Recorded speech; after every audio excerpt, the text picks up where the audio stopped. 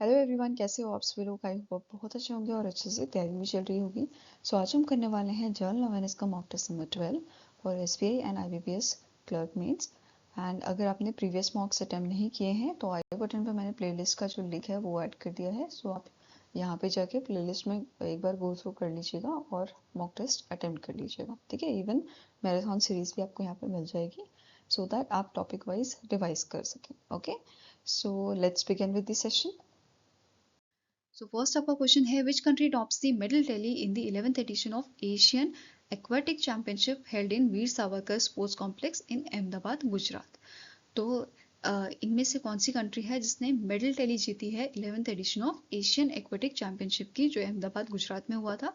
तो it is won by the China, ठीक है। चाइना ने यहाँ पे सबसे ज्यादा गोल्ड मेडल जीते थे, which is 40 gold medal, followed by Kazakhstan, ठीक है। कजाकिस्तान के आपके 8 गोल्ड मेडल थे और टोटल 23 मेडल्स थे। वेरस जापान आपका थर्ड नंबर पे था विद 5 गोल्ड मेडल। इंडिया की बात करें, इंडिया 11वें नंबर था विद 4 सिल्वर एंड 9 ब्रॉन्ज और टोटल मेडल इंडिया के 13 थे, ठीक है। और इंडिया ने स्विमिंग में ही सारे मेडल्स जीते हैं, ठीक है। नाउ नेक्स्ट पॉइंट है कि फर्स्ट टाइम इंडिया ने इसे होस्ट किया था और साउथ एशिया में इसे सेकेंड टाइम होस्ट किया गया है इस चैंपियनशिप को, ठीक है। ऑर्गेनाइजर कौन थे? Swimming federation of India and government of Gujarat इसके ऑर्गेनाइजर थे, ठीक है। इसमें 65 मेडल इवेंट्स थे 4 डिसिप्लिन में, जिसमें स्विमिंग आ गया, आपका आर्टिस्टिक आ गया, देन आपका आर्टिस्टिक स्विमिंग आ गया, डाइविंग आ गया एंड वाटर पोलो आ गया, ठीक है। नाउ इससे रिलेटेड अदर इन्फॉर्मेशन देखते हैं। जैसे जो ये इवेंट था, it served as a qualifying tournament for 2026 Asian Games in Nagoya, Japan में जो आपका होगा, ठीक है। यहाँ पे एक नेशनल रिकॉर्ड आपका बनाया गया है इंडियन प्लेयर्स द्वारा। 7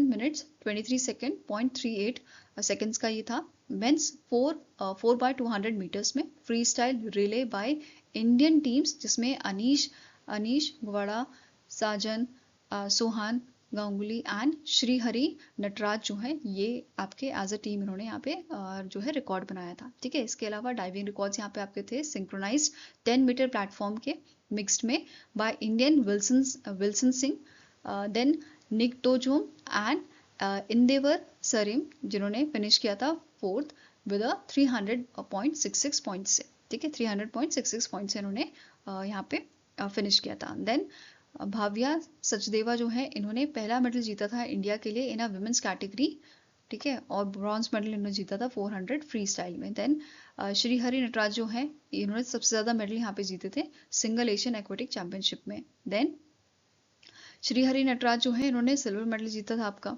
देन बेनेडिक्शन आर बेनस्टन जो है, इन्होंने भी सिल्वर मेडल जीता था और इन्होंने ब्रॉन्ज मेडल जीता था 1500 मीटर में फ्री स्टाइल में। वहीं पे जो श्री हरि नटराजन है, इन्होंने भी ब्रॉन्ज मेडल जीता था 100 metre freestyle, 100 metre backstroke में, ठीक है। देन ऋषभ दास जो है, इन्होंने ब्रॉन्ज मेडल जीता था।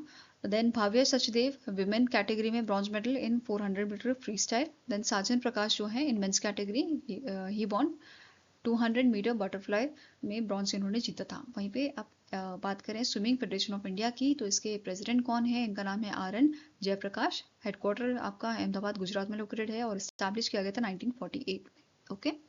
नाउ नेक्स्ट आपका क्वेश्चन है, which option is correct with respect to 28th universal postal congress जो दुबई यूएई में आपकी हुई थी, ठीक है। पहला स्टेटमेंट आपका क्या कह रहा है? जो यूनियन मिनिस्टर हैं ज्योतिरादित्य एम सिंधिया, इन्होंने लॉन्च किया था यूपीआई यूपीआई का फुल फॉर्म मुझे कमेंट सेक्शन में बताइए। यूपीयू क्या है? यूनिवर्सल पोस्टल यूनियन है, ठीक है।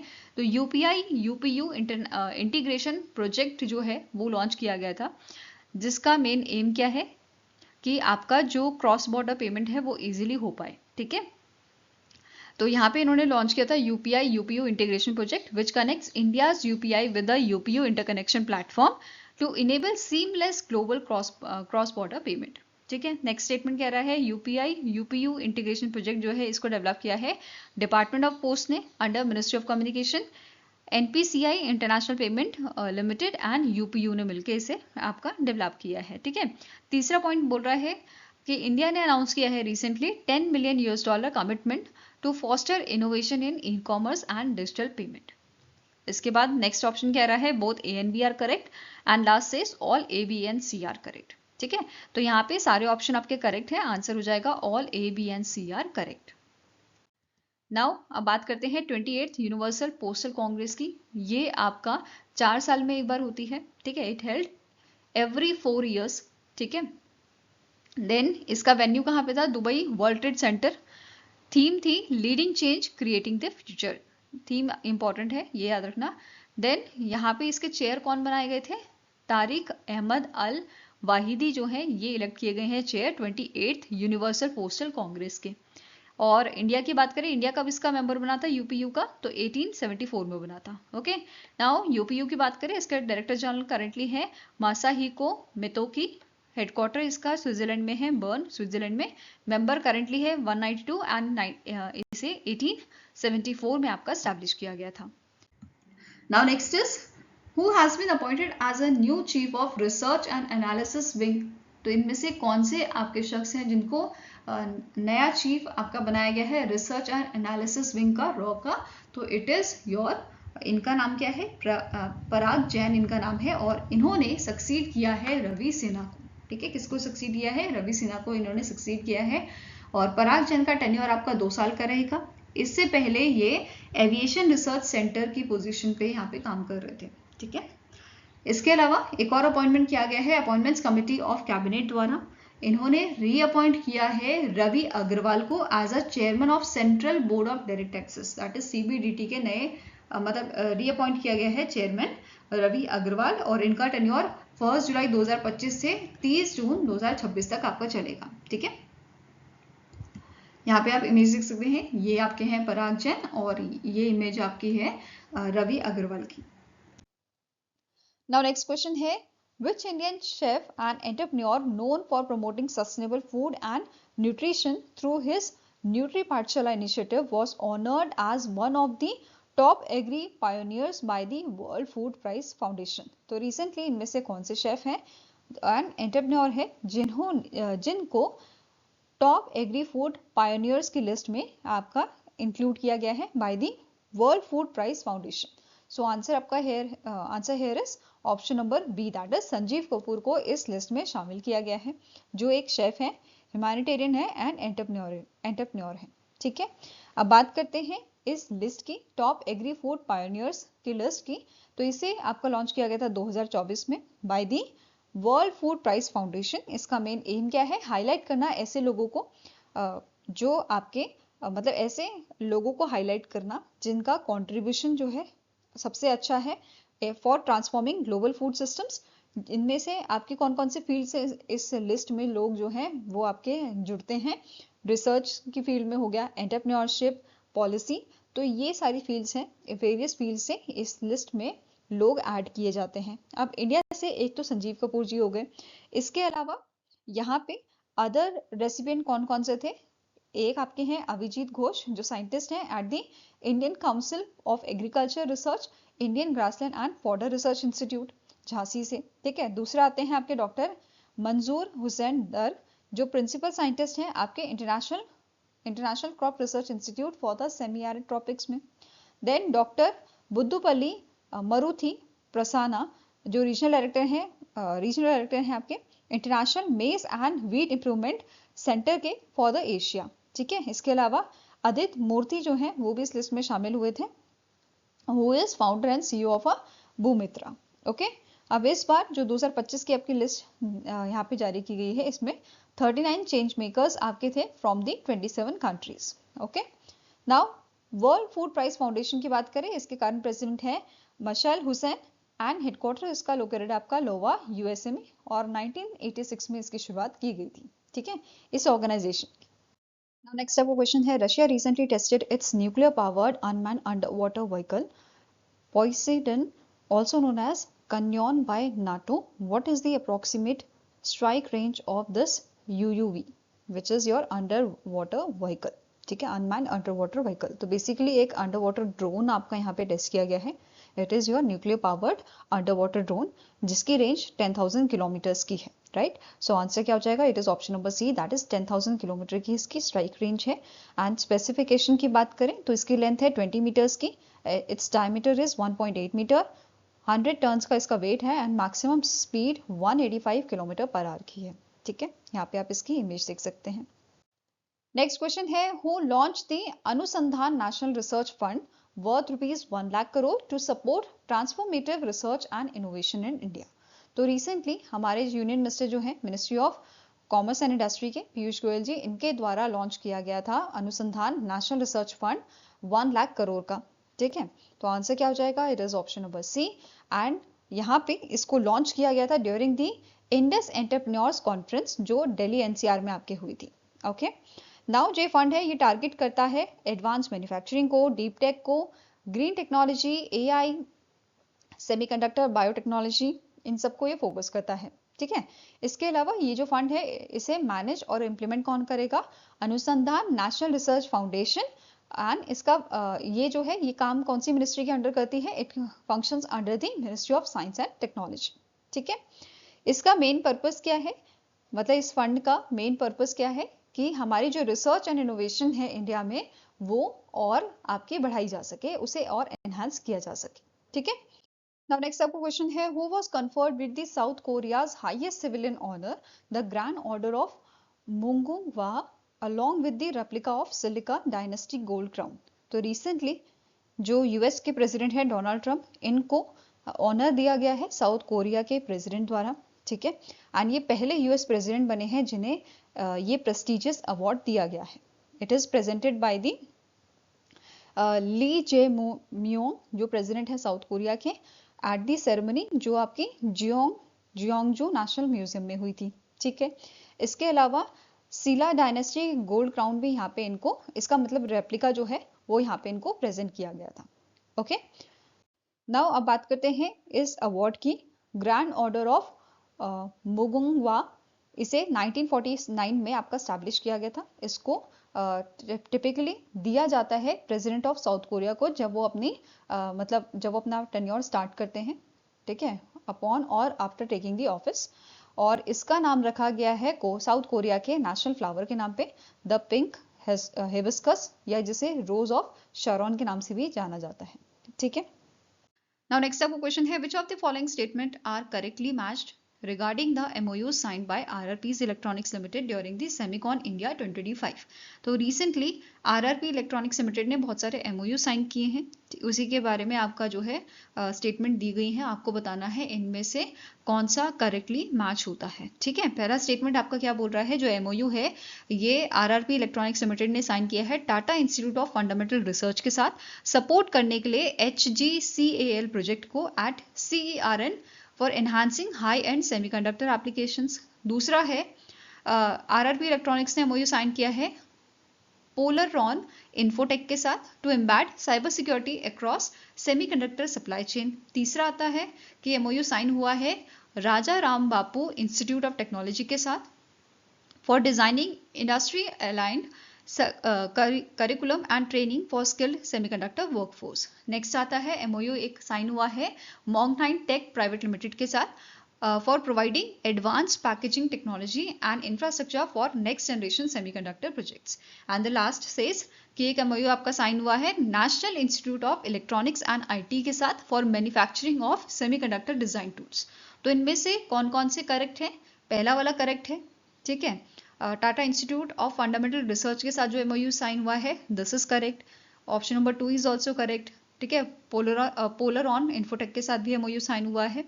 तीसरा आपका है Rajaram Bapu institute of technology, इनके साथ भी अग्रीमेंट साइन हुआ है। And fourth one is also right. ठीक है, तो आंसर क्या होगा? Only 1, 2, 3 and 4। ठीक है, ये वाला ऑप्शन नंबर सी आपका करेक्ट आंसर होगा। वेरस जो फिफ्थ ऑप्शन है ये इनकरेक्ट है। आपका RRP इलेक्ट्रॉनिक्स लिमिटेड ने कोई भी MOU साइन नहीं किया है national institute of electronics and IT के साथ। Fine.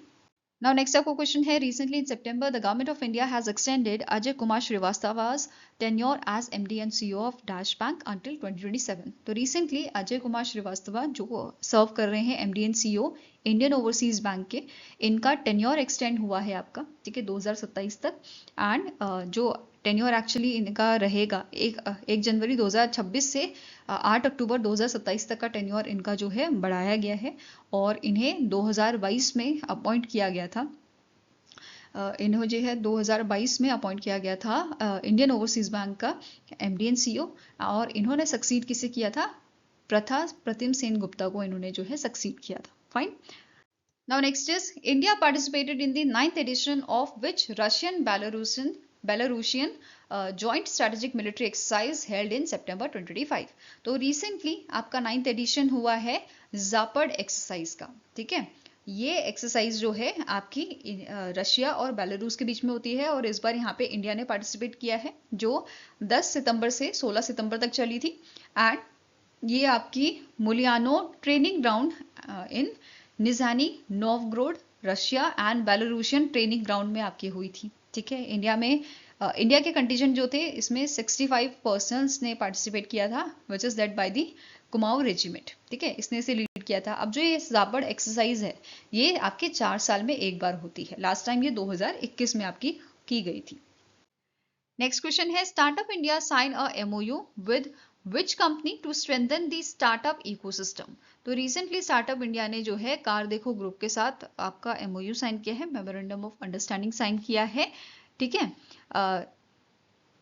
To strengthen the startup ecosystem, किस चीज के लिए? स्ट्रेंथन करने के लिए आपके स्टार्टअप इकोसिस्टम को। तो answer here is option number B, that is CarDekho group के साथ ये अग्रीमेंट आपका साइन हुआ है। इसके अलावा जो सिग्नेटरीज आपके हैं, ठीक है, सिग्नेटरीज की बात करें तो डॉक्टर सुमित जरनगल जो डायरेक्टर है DPIIT के, एंड अमित जैन जो आपके को founder and chief executive officer हैं कार देखो के। ठीक है, इनके बीच में ये आपका अग्रीमेंट साइन हुआ है, ये MOU साइन हुआ है। Okay, now next question is India won the 7th south Asian football federation under-17 women's championship title by defeating which country in the final match.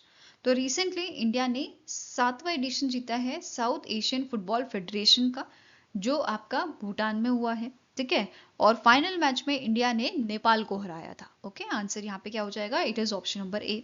अब टोटल इस चैंपियनशिप में 4 टीमें थी। कौन कौन सी टीम थी? इंडिया, बांग्लादेश, नेपाल एंड भूटान थे, और 20 से 31 अगस्त तक ये आपका चला था भूटान में। ठीक है, यहाँ पे 5-0 से नेपाल को हराया गया था, जिसमें से 5 गोल किसने किए हैं? नीरू चानू 1 गोल इन्होंने किया था। ठीक है, पियर फर्नांडिस जो हैं इन्होंने 2 गोल किए थे, एंड दिव्यानी लिंडा जो हैं इन्होंने 2 गोल किए थे। तो टोटल 5 गोल यहाँ पे इंडिया द्वारा किए गए थे। ठीक है, next is which Indian state recently launch the Mukhyamantri Sehat Yojana offering free cashless medical treatment up to 10 lakh per family per year. तो इनमें से कौन सा स्टेट है जिसने रिसेंटली मुख्यमंत्री सेहत योजना को लॉन्च किया है, जहां पे अप टू 10 लाख तक का आपको मेडिकल ट्रीटमेंट जो है वो कैशलेस फ्री होगा। ठीक है, फ्री कैशलेस मेडिकल ट्रीटमेंट यहाँ पे होगा पर फैमिली पर ईयर। ठीक है, तो it is launch by the Punjab government द्वारा इसको लॉन्च किया गया है, एंड जो इनिशिएटिव है it is scheduled to commence on 2 October 2025।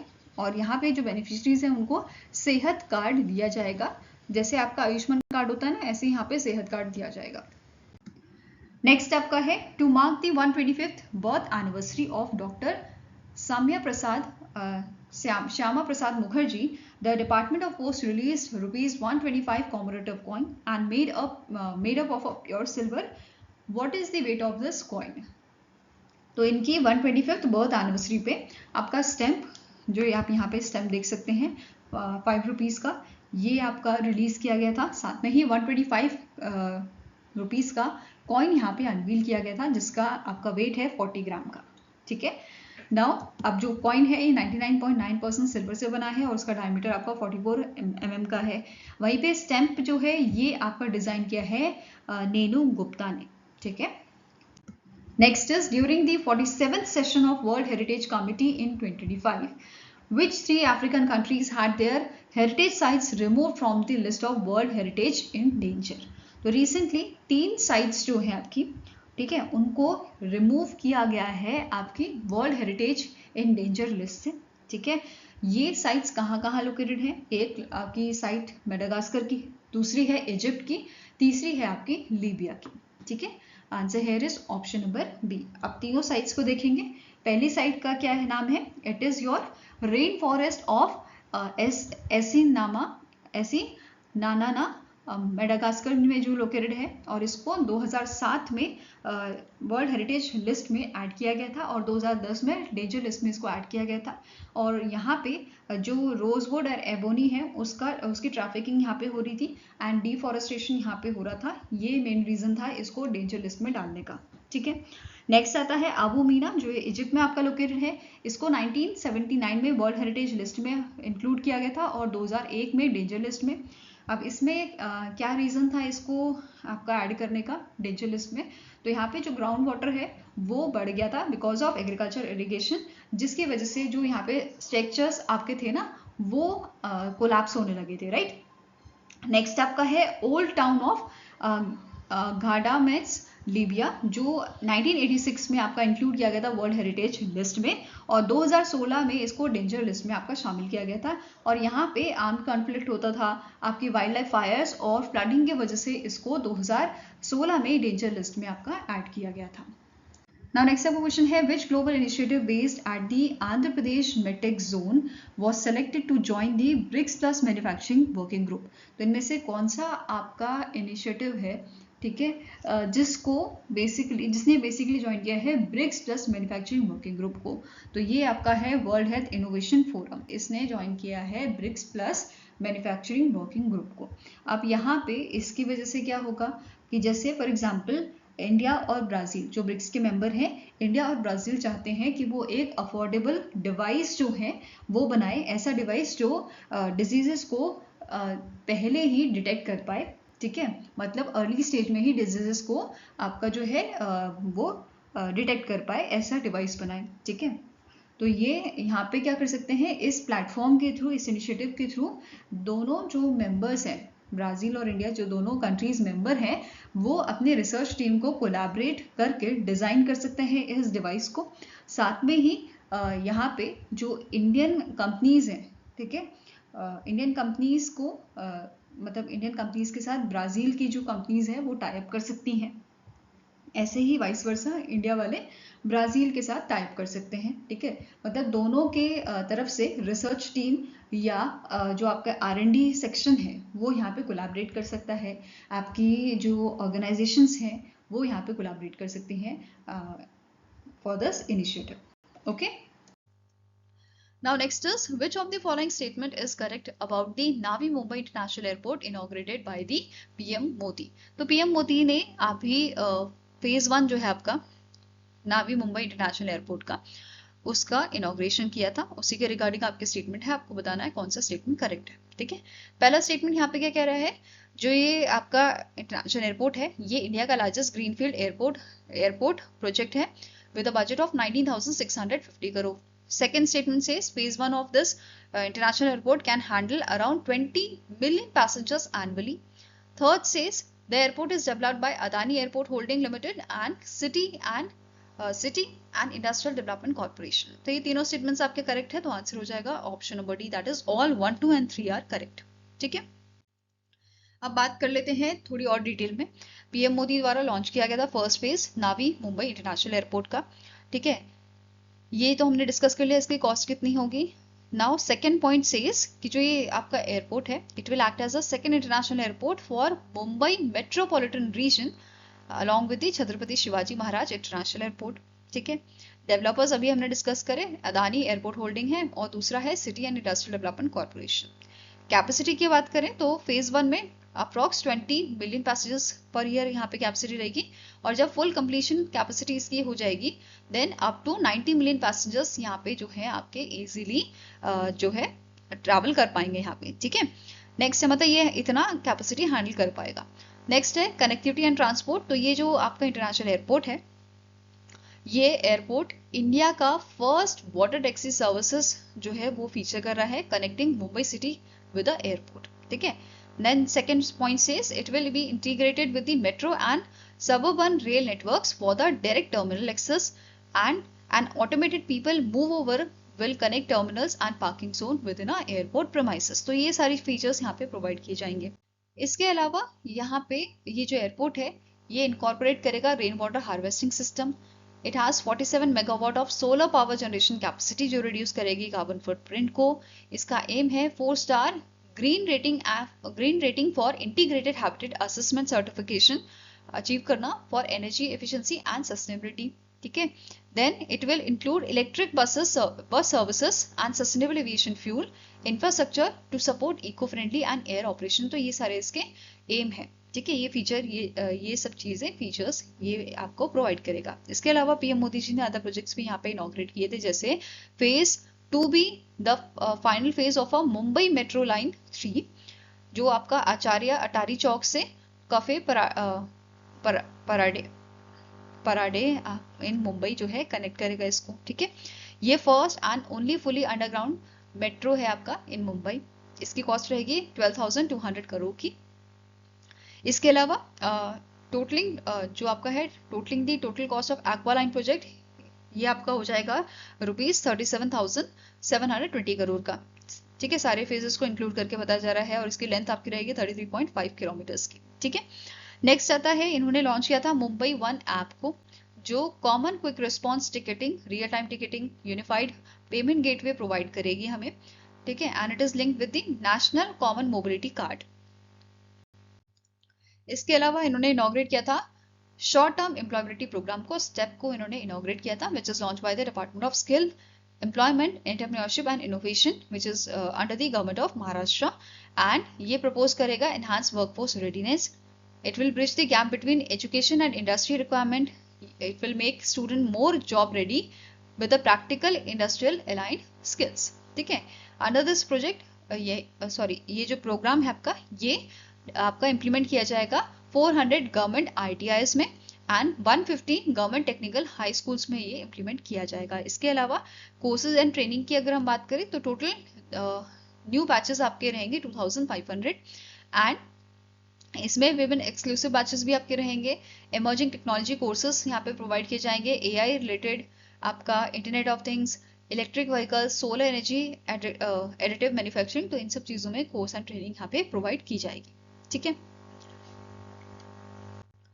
Now next आपका क्वेश्चन है, which Indian cricketer was officially named as a English Premier League ambassador marking the expansion of football in India. तो इनमें से कौन से Indian cricketer है जिनको ambassador बनाया गया है इंग्लिश प्रीमियर लीग का? तो इनका नाम है संजू सैमसन, ठीक है। आंसर आपका यहाँ पे हो जाएगा, it is option number C. यहाँ पे आप इनकी इमेज देख सकते हैं, and he is also a Kerala blasters football clubs brand ambassador, okay. Next is, name the portal that was recently launched by Union Minister Piyush Goyal and Union Minister of State for Ayush Pratap Jadhav to boost traditional medicine investment in the Ayush sector.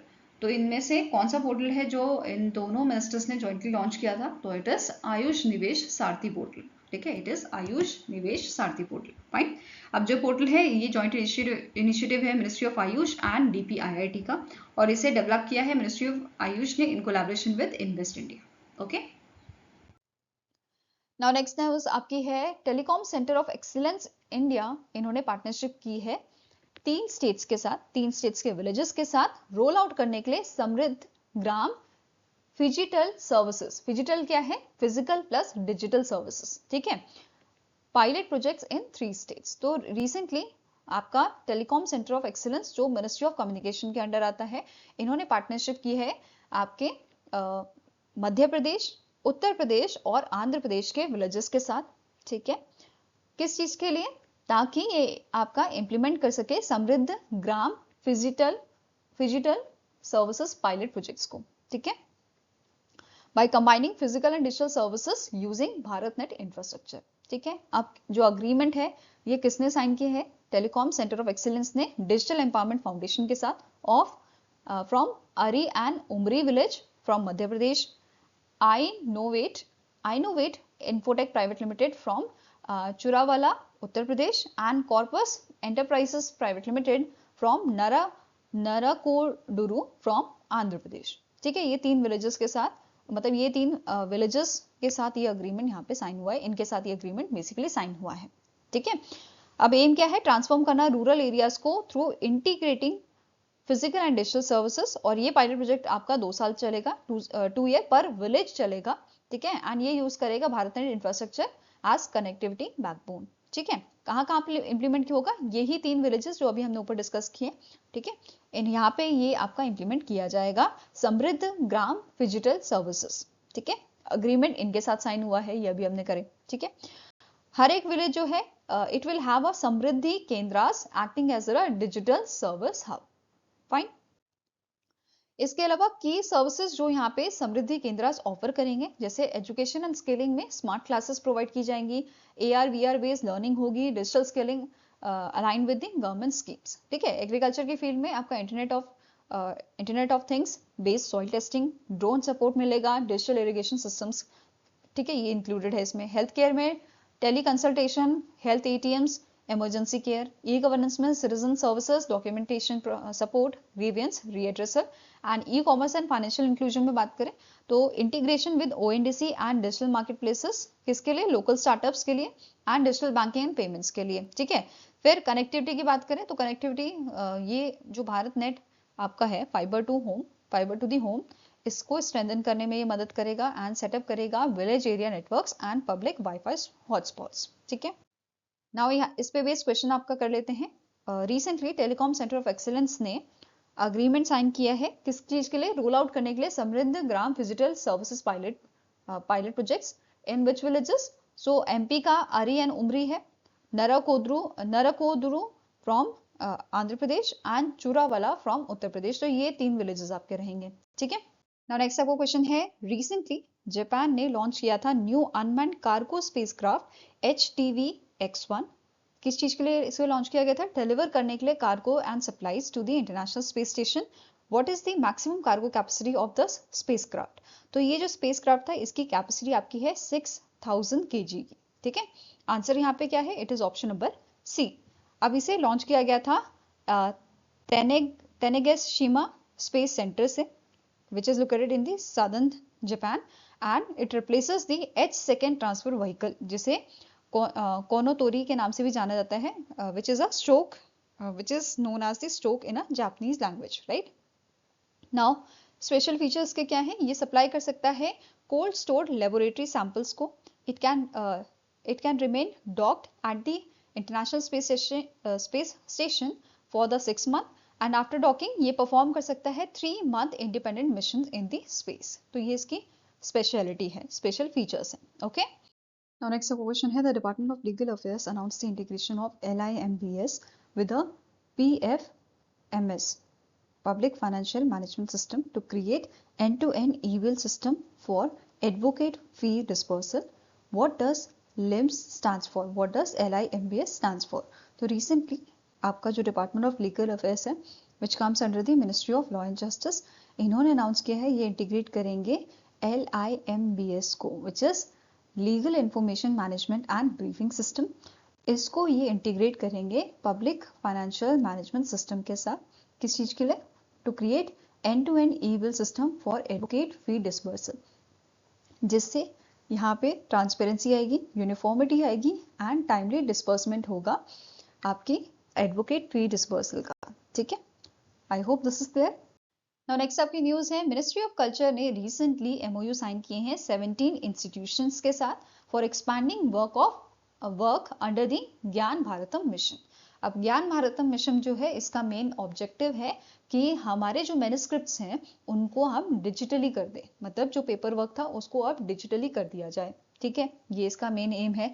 अब यहाँ पे 17 institutions के साथ MOU sign हुआ है। 17 institutions को बांटा गया है 2 कैटेगरीज में, एक क्लस्टर कैटेगरी है जिसमें 12 इंस्टीट्यूशंस हैं एंड आपके 5 इंस्टीट्यूशन इंडिपेंडेंट सेंटर कैटेगरी में आपके ग्रुप किए गए हैं, ठीक है। अब क्लस्टर कैटेगरी की बात करें, इसमें एग्जाम्पल आपका department of Persian studies, university of Kashmir and Asiatic society from Calcutta West Bengal, ठीक है। दूसरा आपका आ जाता है इसमें नगारी प्रचारणी सभा जो वाराणसी से बिलोंग करती है, ठीक है। अब बात करते हैं इस मिशन की, ज्ञान भारतम मिशन की। लॉन्च किया गया था सितंबर 2025 में। ऑब्जेक्टिव क्या है, डिजिटाइज करना, कंजर्व करना and to make accessible India's manuscripts heritage through a national digital repository available both nationally and globally। तो यहाँ पे जो मैन्युस्क्रिप्ट्स हैं वो डिजिटली आपकी स्टोर की जाएंगी नेशनल डिजिटल रेपोजिटरी में, ताकि इसे हमारे मतलब नेशनल और इंटरनेशनल लेवल पे इसको जो है यूज किया जा सके, ठीक है। इसके लिए टोटल आउटले दिया गया था 400 82.85 करोड़ का 2024 से 2031 तक की ये आपकी मिशन है। ठीक है, इसके अलावा यहाँ पे अभी तक 44.07 लाख मैन्युस्क्रिप्ट्स जो हैं उनको ऑलरेडी डॉक्यूमेंटेशन उनका हो चुका है अंडर दी कृति संपदा digital repository. And for the financial year 2026 जो एलोकेशन है आपका फॉर द मैन्युस्क्रिप्ट्स इनिशिएटिव्स, इसको बढ़ा दिया गया है 3.5 करोड़ से इसको बढ़ा के 60 करोड़ कर दिया गया है। ठीक है, किसके लिए? फाइनेंशियल ईयर 2026 के लिए। ठीक है, अब 3 फेज में इसको इंप्लीमेंट किया जाता है। पहला फेज है सेटअप करना इंस्टीट्यूशनल फ्रेमवर्क। दूसरा मतलब पहला फेज है, इसमें 3 चीजें हैं। सेटअप करना पहले इंस्टीट्यूशनल फ्रेमवर्क को, लॉन्च करना पायलट डेजिग्नेशन प्रोजेक्ट्स को, तीसरा ट्रेनिंग प्रोग्राम्स को कंडक्ट करना। ठीक है, फिर आता है सेकेंड फेज जिसमें ऑपरेशनलाइज किया जाता है नेशनल डिजिटल रिपोजिटरी को। ठीक है, for expanding digital access using advance technology. Third phase आता है प्रमोट करना outreach through exhibitions, cultural events, integration with the global archives. Okay, now इस पे बेस क्वेश्चन करते हैं। Under the Gyan Bharatam framework how were the 17 institutions grouped? तो हमने बात की 17 इंस्टीट्यूशंस यहाँ पे ग्रुप किए गए थे 2 कैटेगरी में, क्लस्टर्स में और इंडिपेंडेंट सेंटर्स में। तो 12 आपके क्लस्टर्स में थे और 5 आपके इंडिपेंडेंट सेंटर्स में थे। ठीक है, तो आंसर क्या हो जाएगा? Option number B. Now next आपकी न्यूज है United Nation convention against cyber crime आपका हुआ था रिसेंटली अक्टूबर के मंथ में, एंड ये हनोई वियतनाम में आपका हुआ था, राइट? अब इसे होस्ट किसने किया था? वियतनाम ने, in collaboration with UN office on drug and crime. इन दोनों के कोलैबोरेशन से ये हुआ था और इसमें साइनिंग पीरियड आपका था 25 से 26 अक्टूबर 2025 एंड एक्सटेंडिंग साइनिंग पीरियड जो है ये आपका 31 दिसंबर 2026 तक रहेगा। अब ये जो कन्वेंशन हुआ था इसका मेन एम क्या था कि हम एक यूनिवर्सल लीगल फ्रेमवर्क को स्टैब्लिश करें। किस चीज के लिए? इन्वेस्टिगेट करने के लिए एंड प्रोसिक्यूट करने के लिए ऑनलाइन ऑफेंसेस को। ठीक है, ऑफेंसेस को, जैसे आपका रैंसमवेयर हो गया, फाइनेंशियल फ्रॉड्स अगर हो गए तो उनकी यहाँ पे बात की जा रही है कि इसके लिए एक लीगल फ्रेमवर्क बनाया जाए कि कैसे इसे इन्वेस्टिगेट किया जाए। ठीक है, नाउ जो ये फ्रेमवर्क है इसको साइन किया है ओवर 60 कंट्रीज ने। ठीक है, showing strong international commitment. And जो ये फ्रेमवर्क है it is adopted by UNGC, United Nation General Assembly ने इसे अडॉप्ट किया था 24 दिसंबर 2024 को। ठीक है, establishing the first universal legal framework for investigating and prosecuting online offenses। जैसे अभी हमने डिस्कस किया रैंसमवेयर, आपका रैंसमवेयर अटैक्स हो गए, फाइनेंशियल फ्रॉड हो गए, non consensual sharing of intimated images etcetera, ये सारे हो गए जो। ठीक है, ये आपका इफेक्ट में कब आएगा? 90 days after the 40th ratification. ठीक है, की प्रोविजंस इसमें है क्रिमिनलाइजेशन कि यहाँ पे ग्लोबल स्टैंडर्ड्स आपके सेट किए जाए to criminalize cyber dependent and cyber enabled offences. ठीक है, दूसरा है इंटरनेशनल कॉर्पोरेशन, यहाँ पे फैसिलिटीज आपकी हो क्रॉस बॉर्डर कोलैबोरेशन के लिए, for exchange of electronic evidence and 24/7 corporation network के लिए। ठीक है, यहाँ पे इंश्योर किया जाए privacy, dignity and human rights for respected while enforcing the law. ठीक है, then global surveillance, it address a $10.5 trillion global cybercrime threat and strengthen capability in developing nation। तो ये सारी चीजें यहाँ पे थी इसके अंदर। ठीक है, नाउ नेक्स्ट आपका क्वेश्चन है WaveX, a startup accelerator under the वेव्स initiative by the Ministry of Information and Broadcasting signed an MOU with which of the following organization to boost India's AVGC XR startup ecosystem। तो recently वेवएक्स ने जो है आपका MOU sign किया है T hub के साथ, तेलंगाना के टी हब के साथ। ठीक है, किस चीज के लिए? For boosting India's AVGC XR startup ecosystem, right? So answer आपका है ऑप्शन नंबर बी। अब यहाँ पे वेवएक्स की तरफ से आशुतोष मोहल्ले जो हैं इन्होंने ये अग्रीमेंट साइन किया था एंड कवि क्रूत जो CEO हैं आपके टी हब के, इनके द्वारा ये अग्रीमेंट साइन किया गया था। क्लियर है? इस MOU के तहत इस MOU में स्पेसिफाई किया गया है कि 10 इंक्यूबेशन सेंटर आपके स्टैब्लिश किए जाएंगे इंडिया में एंड जो सेंटर है they will act as a innovation hubs जो प्रोवाइड करेंगे supportive environment for creators, startups and AVGC XR entrepreneurs. Okay, now बात करते हैं ओबीचुरी की। तो रिसेंटली के मथांगी रामाकृष्णन जो आपकी प्लास्टिक एंड रिकंस्ट्रक्टिव सर्जन थी, इनका रिसेंटली डेथ हुआ है। अगर इनके अवार्ड्स की बात करें तो इन्हें पद्मश्री दिया गया था 2002 में for her contribution to the medicine and public service. She also received Dr. B.C. Roy National Award for Excellence in Clinical Medicine and Government of Tamil Nadu ने इन्हें ऑनर किया था with a AVR award in the year 2014.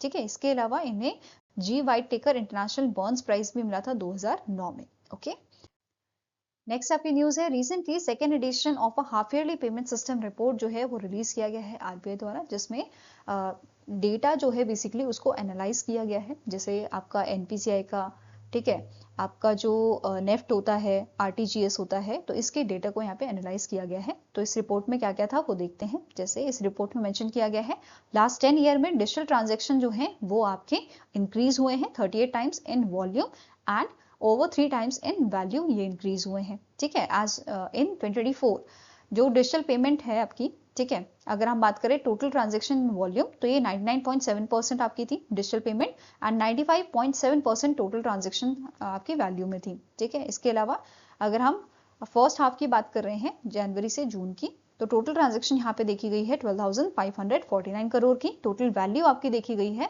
1,572 lakh crore की. ठीक है, जिसमें से digital share जो आपका था 99.8% वॉल्यूम का था, 97.7% वैल्यू का देखा गया है फर्स्ट हाफ में. ठीक है, अब बात करें पेमेंट मोड्स की, तो यूपीआई जो है ये आपका मोस्ट प्रेफर्ड मोड था. ठीक है, ट्रांजैक्शंस के लिए फर्स्ट हाफ में वॉल्यूम वाइज बात करें तो 10,637 करोड़ ट्रांजैक्शंस यहाँ पे हुई है थ्रू यूपीआई.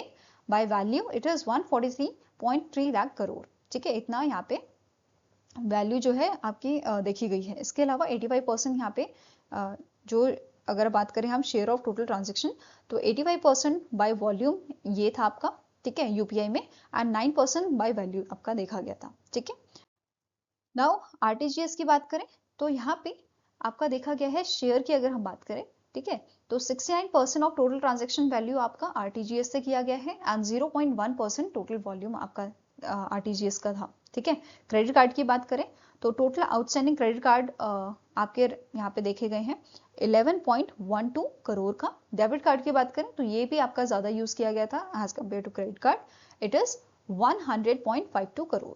ठीक है, देन पीपीआई की बात करें तो इसकी वैल्यू आपकी 2024 की हम बात कर रहे हैं, इसमें हमने कितना ट्रांजेक्शन यहाँ पे देखा है, it is around 698.9 crore transaction with a worth of 2.23 lakh crore.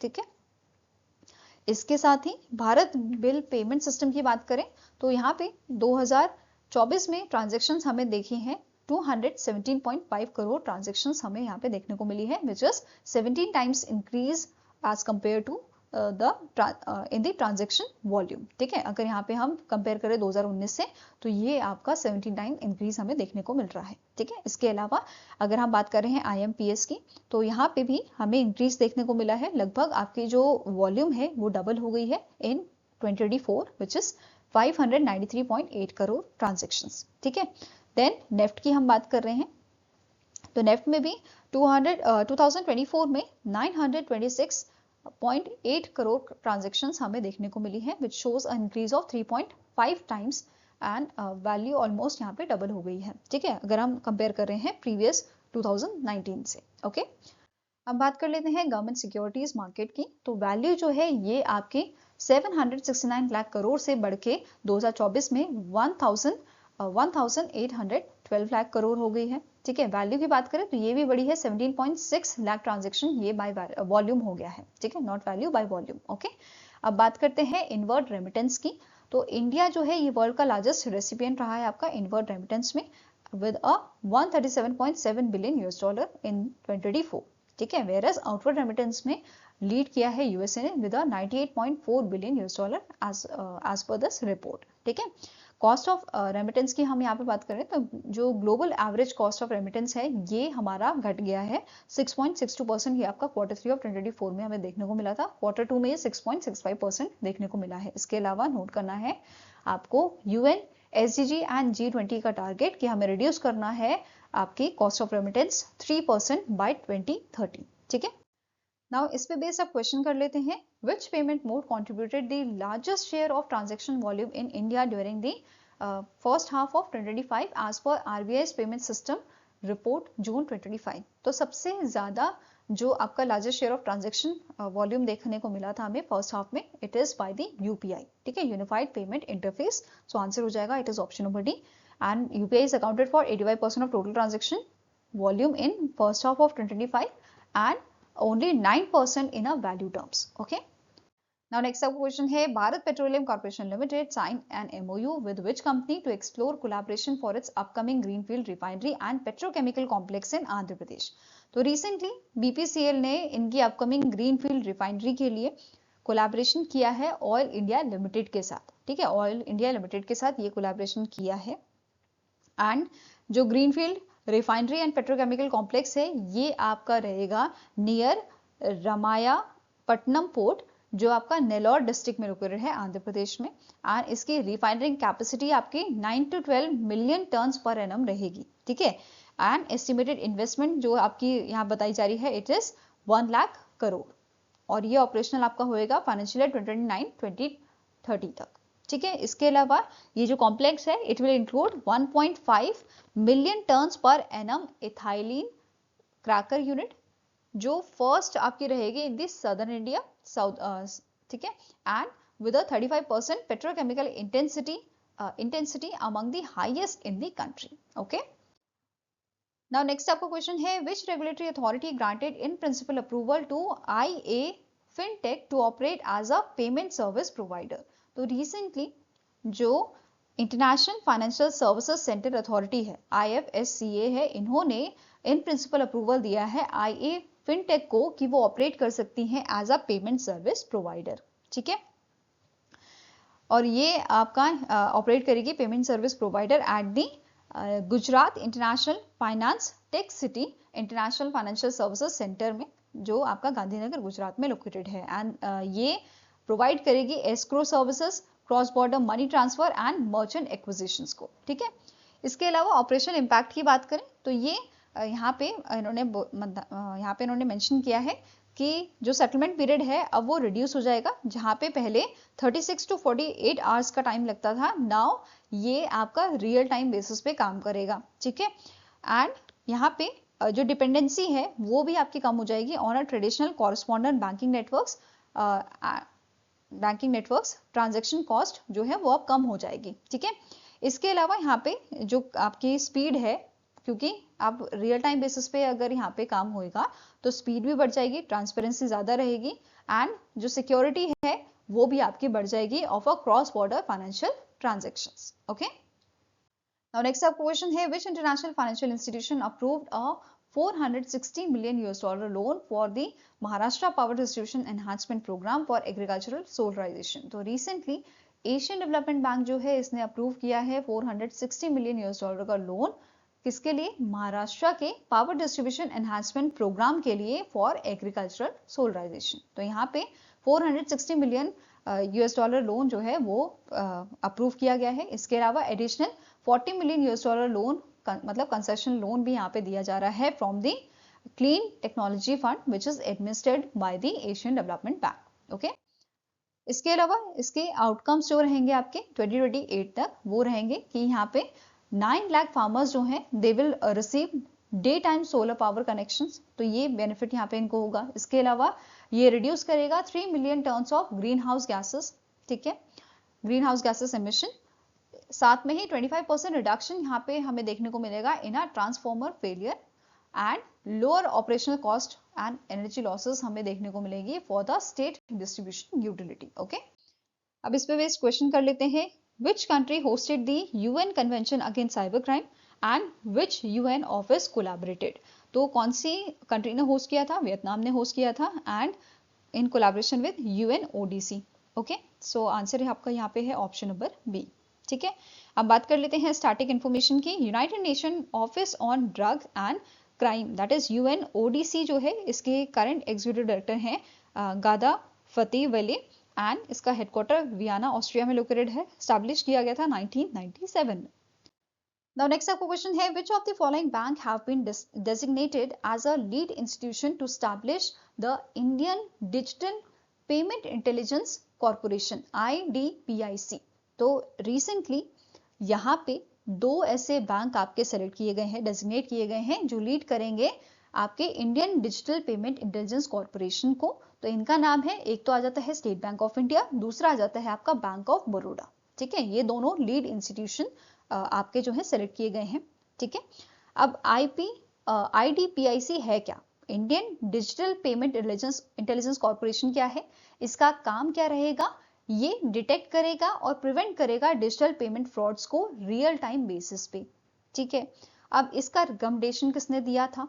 AP होता कमिटी जो है उसने इस ऑर्गेनाइजेशन को या इस इंस्टीट्यूशन को बनाने का रिकमेंडेशन दिया था। ठीक है, AP होता कमिटी ने, and it is a section 8 non profit company entity. ठीक है, अब ये डिटेक्ट करेगा, प्रिवेंट करेगा डिजिटल पेमेंट फ्रॉड्स को रियल टाइम बेसिस पे, स्ट्रेंथन करेगा रिस्क मैनेजमेंट फ्रेमवर्क्स को across the banking system, establish करेगा shared intelligence network for a quick inter bank response to cyber threats and fraudulent activities. ठीक है, अब यहाँ पे कैपिटल कितनी होगी? कैपिटल एंड फंडिंग की बात करें तो ऑथराइज कैपिटल इसकी आपकी है 500 करोड़ की, पेड अप कैपिटल आपकी रहेगी 200 करोड़ की, और यहाँ पे दो लीडिंग बैंक है, इनकी सीड फंडिंग रहेगी 10-10 करोड़ की। ठीक है, SBI की 10 करोड़ की और बैंक ऑफ बड़ौदा की 10 करोड़ की। इसके अलावा पार्टिसिपेटिंग इंस्टीट्यूशन के बाकी जो पब्लिक सेक्टर बैंक है वो भी इसमें रहेंगे। ठीक है, इसके लिए अप्रूवल किसने दिया है? RBI ने दिया है। ठीक है, अब ये जो इंस्टीट्यूशन है आपका, ये जो एंटिटी है, ये यूज करेगी AI and machine learning algorithms को एनालाइज करने के लिए ट्रांजैक्शन पैटर्न्स, डिटेक्ट करने के लिए अनयूजुअल और सस्पिशियस एक्टिविटी, और आइडेंटिफाई करने के लिए potential fraud before transaction completion. ठीक है, मतलब ये साइबर फ्रॉड से हमें बचाने का काम करेगी। ठीक है, इसके अलावा रियल टाइम अलर्ट सिस्टम की अगर हम बात करें तो जो बैंक्स हैं इनको रियल टाइम अलर्ट सिस्टम यहाँ पे भेजा जाएगा on potentially fraudulent transaction, and ये हमें हेल्प करेगा in preventing financial losses by stopping और flagging the transaction instantly. Okay, next आपकी बात करते हैं, इसी टाइप के कुछ इनिशिएटिव आपके लॉन्च किए गए हैं, मतलब पहले ही लॉन्च किए जा चुके हैं जो हम यूज कर रहे हैं, जैसे MuleHunter.ai है जिसको रिजर्व बैंक इनोवेशन हब ने डेवलप किया है। ठीक है, एंड इसे 2024 में लॉन्च किया गया था, जिसका मेन एम क्या था? डिटेक्ट करना म्यूल अकाउंट को using AI and machine learning technology. अब म्यूल अकाउंट क्या होते हैं? ऐसे बैंक अकाउंट जो स्कैमर मिसयूज करते हैं ट्रांसफर करने के लिए इलीगल मनी को। ठीक है, अब यहाँ पे जैसे हम नॉर्मल लोग हैं, हमारे अकाउंट भी यूज किए जा सकते हैं एज अ म्यूल अकाउंट। कैसे? कि आपसे आपकी इंफॉर्मेशन ले ली जाएगी और आपका जो अकाउंट है वो इलीगल मनी के लिए, मतलब ट्रांसफर के लिए यूज किया जाता है। ठीक है, खासकर बुजुर्ग लोगों के साथ ये चीज की जाती है। ठीक है, क्योंकि वो इजीली अपना पासवर्ड वगैरह जो है वो शेयर कर लेते हैं। ठीक है, नाउ अब ये जो सिस्टम है ये कौन से बैंक्स ने अडॉप्ट किया है? जैसे Canara bank, PNB, bank of India, bank of Baroda, AU small finance bank ने ये ऑलरेडी अडॉप्ट किया हुआ है। ठीक है, इसके अलावा Indian cyber crime coordination centre भी आपका है। ठीक है, जिसको 2018 में लॉन्च किया गया था, combating cyber crime. Okay, now next question है, as per the RBI's annual foreign liability and asset census, which two countries together accounted for over 1/3 of FDI in India during the 2024-2025? So recently RBI ने foreign liability and asset census release किया था, और इसके according USA and Singapore जो है ये दो ऐसी आपकी कंट्रीज रही हैं जिस which is accounted for over 1/3 of FDI in India. ठीक है, इसके बारे में और डिटेल में पढ़ेंगे। ठीक है, नाउ जो ये सेंसस है ये ट्रैक करता है cross border liabilities and assets of Indian entities, जिसमें आपका limited liability partnership, alternative investment fund, partnership firms, inward outward direct investment, ये सब चीजें आपकी जो है ट्रैक की जाती हैं। ठीक है, अब बात करें यहाँ पे टोटल पार्टिसिपेंट्स की, तो ये आपके थे 45,702। इनमें से 41,517 ऐसे थे विच हैज रिपोर्टेड FDI और ODI। ठीक है, जिनमें से FDI और ODI जिन्होंने रिपोर्ट किया था। इसके अलावा 33,637 आपके ऐसे थे जिन्हें प्रीवियस सेंसस में भी रिपोर्ट किया गया था। ठीक है, एंड न्यू एंटिटीज आपकी थी 7,880 की। फाइन, अब यहाँ पे हमने अभी पढ़ा टॉप सोर्स FDI जो थे ये USA एंड सिंगापुर थे, जिसमें which are accounted for over 1/3 of FDI in India. And इसके अलावा कौन कौन सी कंट्रीज यहाँ पे टॉप सोर्सेस में आती हैं? It is Mauritius, UK and Netherland. ठीक है, टॉप डेस्टिनेशन ऑफ ODI ये आपकी रहेंगी Singapore, USA and UK। Fine, now बात करते हैं इन्वेस्टमेंट डिस्ट्रीब्यूशन की। तो इनवर्ड एफडीआई जो था it is total rupees 68,75,931 crore, जिसमें से 20% आपका यूएसए का था, 14.3% सिंगापुर से, 13.3% मॉरिशस से, यूके से 11.2%, नीदरलैंड से 9% था। वहीं पे आउटवर्ड ओडीआई की बात करें तो इसका टोटल था आपका 11,66,790 करोड़ का, जिसमें से 22.2% आपका यहाँ पे कंट्रीब्यूशन था सिंगापुर का, 15.4 यूएसए का, 12.8 यूके का और नीदरलैंड का था 9.6%। ठीक है। Now next आपको पॉइंट है, the market value of a total FDI is in unlisted companies surpass that in the listed companies as at the end of March 2025। तो यहाँ पे क्या बोला है, जो मार्केट वैल्यू थी आपकी of a total FDI in unlisted companies, ये आपकी ज्यादा थी as compare to the listed company.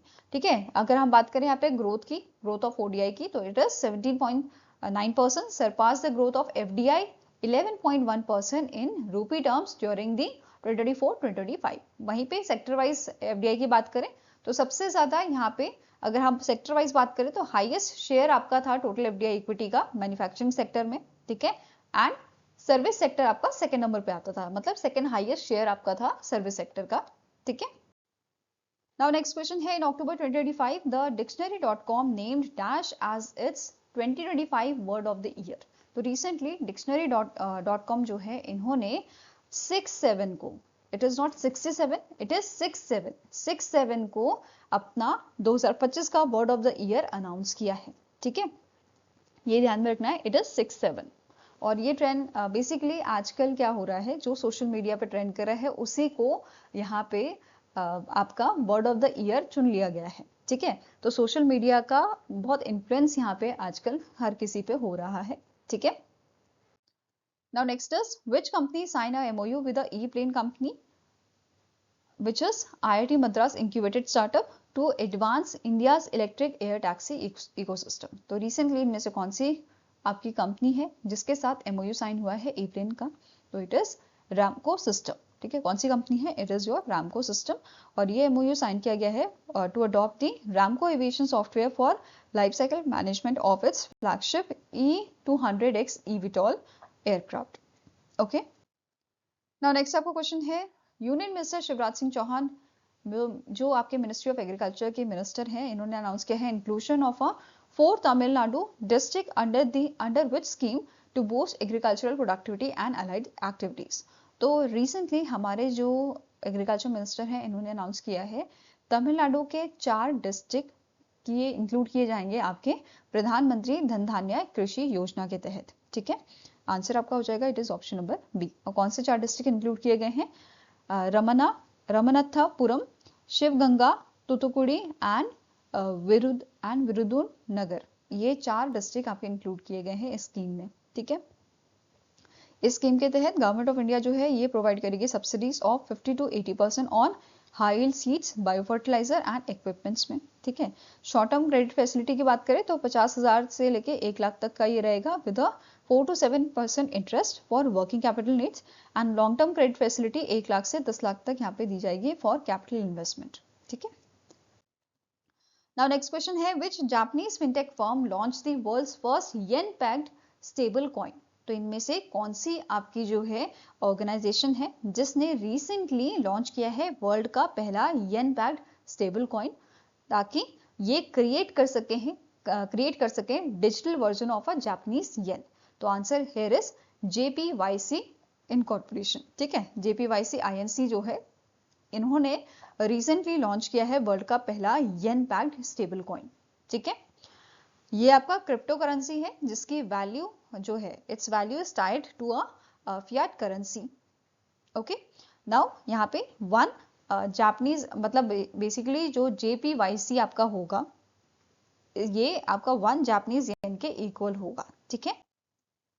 Now next आपका है, इंडियन नेवी कमांडर्स कॉन्फ्रेंस आपकी हुई थी न्यू दिल्ली में। ठीक है, नौसेना भवन में हुई थी, और यहाँ पे कुछ इनिशिएटिव लॉन्च किए गए थे, जैसे पब्लिकेशंस यहाँ पे रिलीज की गई थी, regulations for naval armament service, government e market handbook, foreign corporation road map. इसके अलावा निपोन पोर्टल यहाँ पे लॉन्च किया गया था, naval intellectual portal for unified knowledge, ये online aggregator it is an online aggregator of a intellectual work of a naval personnel across various domains.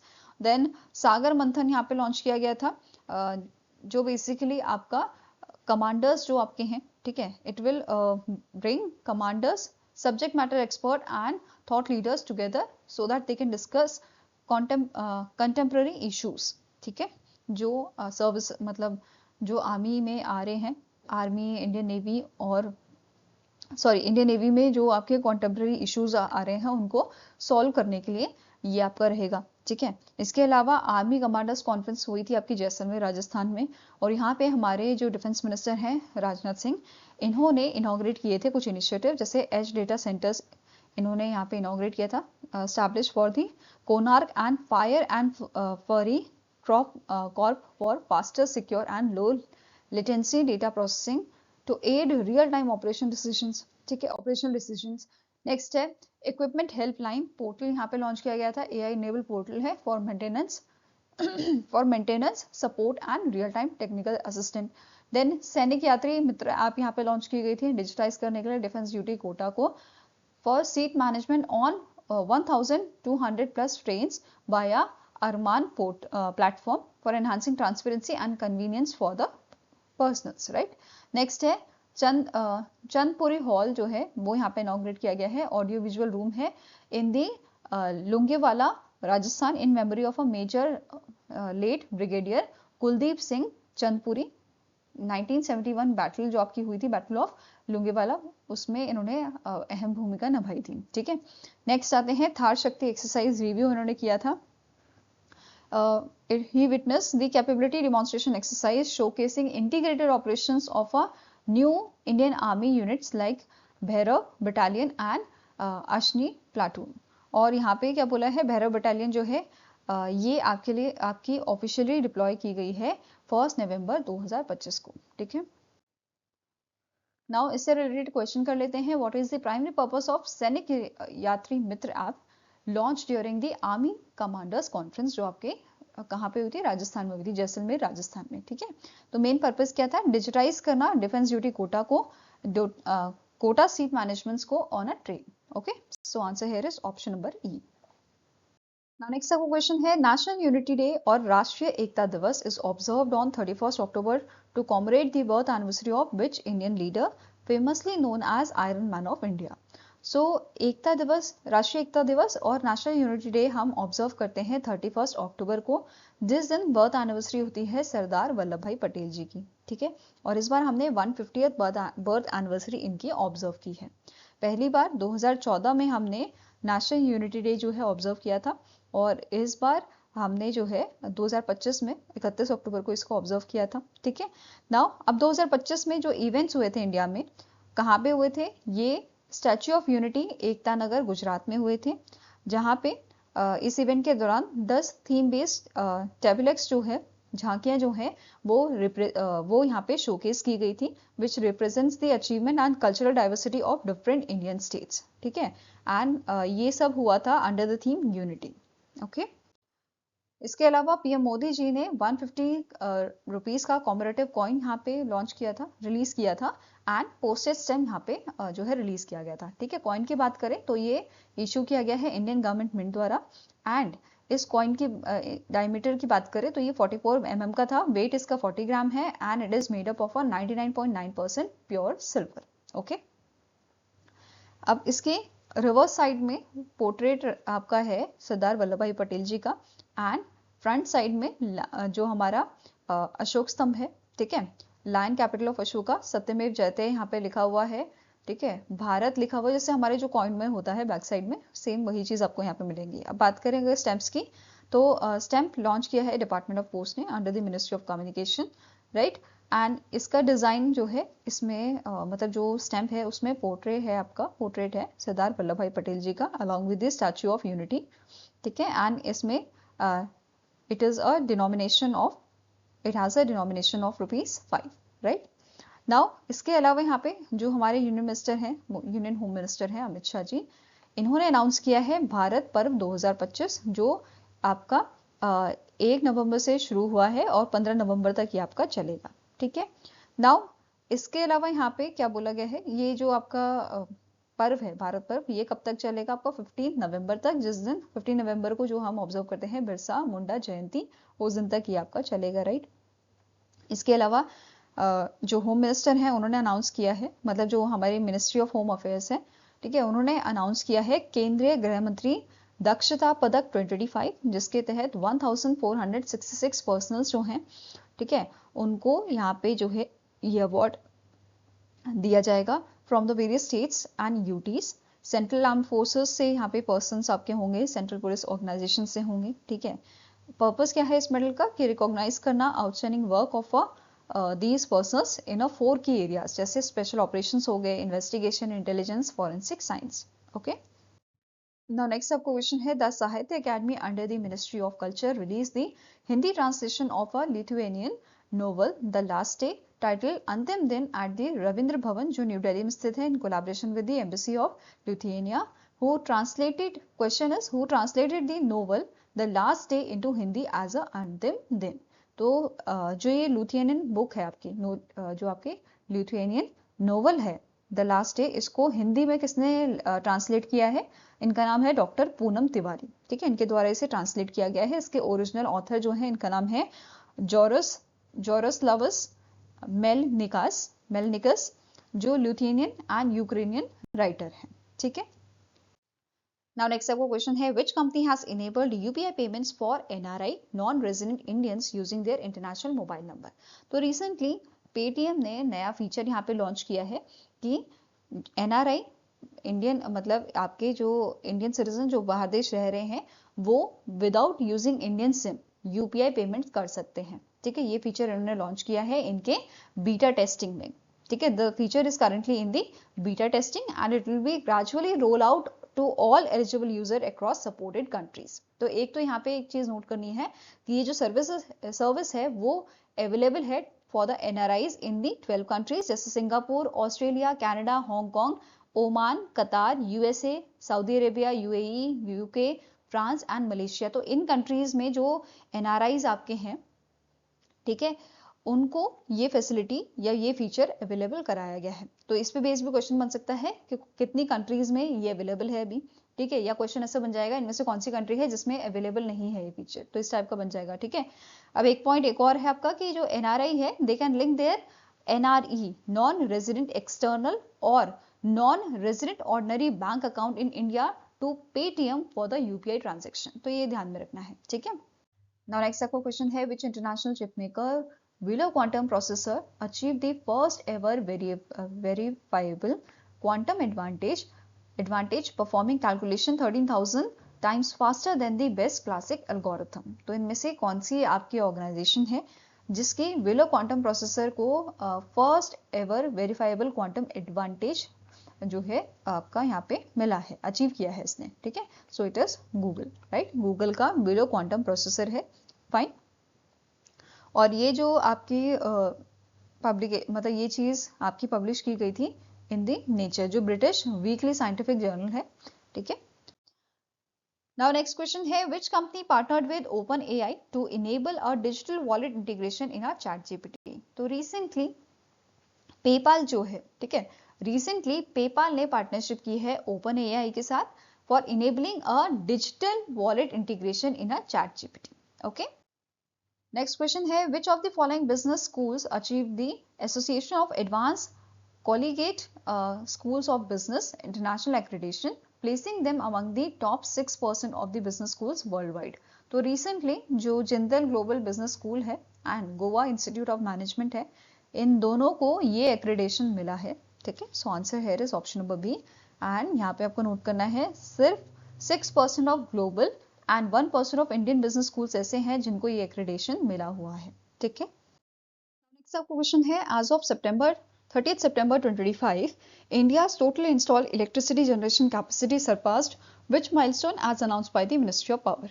तो recently ministry of power ने announce किया था कि इंडिया का जो इलेक्ट्रिसिटी जनरेशन कैपेसिटी है ये 500 गीगावाट का माइलस्टोन इसने जो है पास कर लिया है, ठीक है। आंसर यहाँ पे क्या हो जाएगा? It is option number C. Basically total जो कैपेसिटी आपकी हो गई है इट इज 500.89 गीगावाट और ये आपकी सितंबर तक की है, ठीक है, जो मेंशन की गई थी। इसके अलावा यहाँ पे मेंशन किया गया था कि जो नॉन फॉसिल फ्यूल रिसोर्सेज हैं आपके, it reached 256.09 gigawatt which shows about 51% of total capacity. ठीक है, इसके अलावा हमने जो है अचीव यहाँ पे कर लिया है conference of parties 2026 Panchamrit commitment to have 50% of installed electricity power capacity from non-fossil fuel resources by 2030। ठीक है, ये हमने जो कमिटमेंट था इसको अचीव कर लिया है। ठीक है, इसके अलावा यहाँ पे मेंशन किया गया था कि जो फॉसिल फ्यूल कैपेसिटी है ये आपकी है 244.80 गीगावाट की। देन सोलर जो है, अगर हम बात करें सोलर की, तो रिन्यूएबल कैपेसिटी में लीड किया है सोलर ने with 127.33 gigawatt and it is followed by wind which is 53.12 gigawatt. ठीक है, अब बात करें अप्रैल से सितंबर तक की, तो इंडिया ने 28 gigawatt of non fossil and 5.1 gigawatt of fossil fuel capacity जो है वो अचीव कर ली है। ओके, नाउ नेक्स्ट आपका क्वेश्चन है, the Toshiba transmission and distribution system private limited delivered India's first indigenously manufactured 2020 kilowatt mobile gas insulated switch gear system to which organisation. तो इनमें से कौन सी ऑर्गेनाइजेशन है जिसे Toshiba transmission and distribution system ने डिलीवर किया है 2020 kilowatt mobile gas insulated switch gear system को? तो it is power grid corporation of India limited. ठीक है, this is the answer. And जो सिस्टम है it was jointly launch and flag of by the Toshiba transmission and distribution systems manufacturing facility जो आपकी तेलंगाना में है। ठीक है, एंड यहाँ पे आपको नोट करना है ये जो ऑर्गेनाइजेशन है it will delivered 132 kilowatt of this system GIS system in November 2025 and August 2026 में ये डिलीवर करेगी 400 किलोवाट का MGIS सिस्टम को। ओके, नाउ नेक्स्ट आपका क्वेश्चन है, the Rohan Machanda Bopanna recently announce his retirement from which sport? तो रोहन बोपन्ना जो है या रोहन मनचंदा बोपन्ना आपके बिलोंग करते हैं टेनिस से। ठीक है, सो आंसर है is option number C, that is इन्होंने टेनिस से रिटायरमेंट अपना ले लिया है। इनके अवार्ड्स एंड ऑनर्स की बात करें तो इन्हें 2024 में पद्मश्री से नवाजा गया था, 2019 में अर्जुना अवार्ड से एंड एकलव्य अवार्ड से 2005 में। राइट, नाउ ग्रैंड स्लैम की बात करें तो इन्हें 2 बार ग्रैंड स्लैम मिला है, 2017 फ्रेंच ओपन में, ठीक है, मिक्स डबल में, एंड 2024 ऑस्ट्रेलियन ओपन में मेंस डबल में। Right, now next is the Delhi government launched the Pink Saheli smart card for women and transgender communicators. What is the minimum age eligibility to apply for this card? So Delhi government ने pink सहेली smart card launch किया है और इसके लिए minimum eligibility as है आपकी 12 साल और 12 साल से ऊपर के जो विमेन्स हैं जो ट्रांसजेंडर हैं वो यहाँ पे इस कार्ड के लिए एलिजिबल हैं। ठीक है, अब ये जो कार्ड है ये प्रोवाइड करता है free and convenient travel for women and transgender communicators on DTC Delhi transport corporation and cluster buses में। ठीक है, अब इन कार्ड्स ने रिप्लेस किसे किया है? पिंक पेपर टिकट्स को, जो पहले यहाँ पे इशू किए जाते थे under the national common mobility card framework. ठीक है, एलिजिबिलिटी अभी हमने पढ़ा कि एक तो एज 12 साल और अबव होनी चाहिए, साथ में ही जो विमेन है जो ट्रांसजेंडर है वो आपके रेजिडेंट होने चाहिए दिल्ली के, ये इसके क्राइटेरिया है। Fine, now next is the UNESCO has designated which Indian city as a creative city of gastronomy under the UNESCO Creative Cities Network during the 43rd session of UNESCO General Conference which was held in Samarkand, Uzbekistan। तो recently 43rd session आपका हुआ था UNESCO general conference, कहाँ पे हुआ था? Samarkand, Uzbekistan में। और ठीक है, ये हुई थी और यहाँ पे यूनेस्को ने डेजिग्नेट किया था इंडिया के लखनऊ सिटी को as a creative city of gastronomy. ठीक है, और ये अनाउंसमेंट की गई थी आपकी on occasion of a world cities day. World cities day कब मनाया जाता है? 31 अक्टूबर को।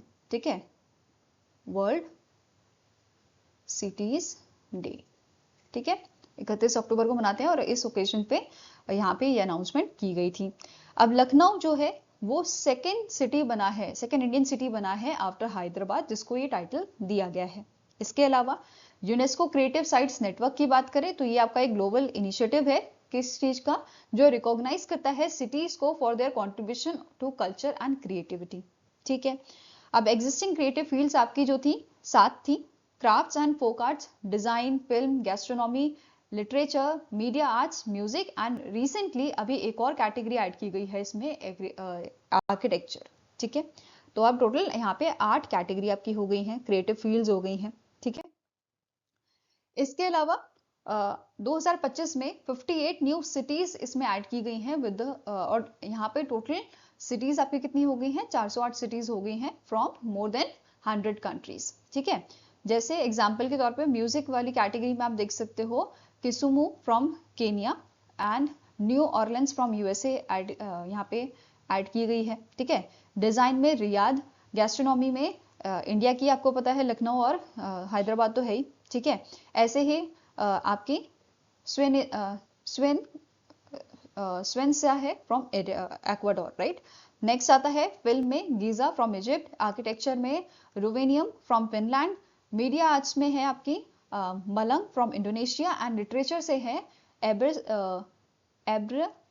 एब्रिसिथवेट from UK. Sorry for the pronunciation. Now अब नेक्स्ट जो आपकी एनुअल कॉन्फ्रेंस होगी यूसीसीएन की, वो कहाँ पे होगी, वो आपकी जो है मोरक्को में होगी 2026 में। ठीक है, नाउ कुछ इंडियन सिटीज जिनको यूनेस्को क्रिएटिव साइट नेटवर्क में ऐड किया गया है, लखनऊ और हैदराबाद हमने ऑलरेडी बढ़ चुके हैं, गैस्ट्रोनॉमी में ऐड किए गए हैं।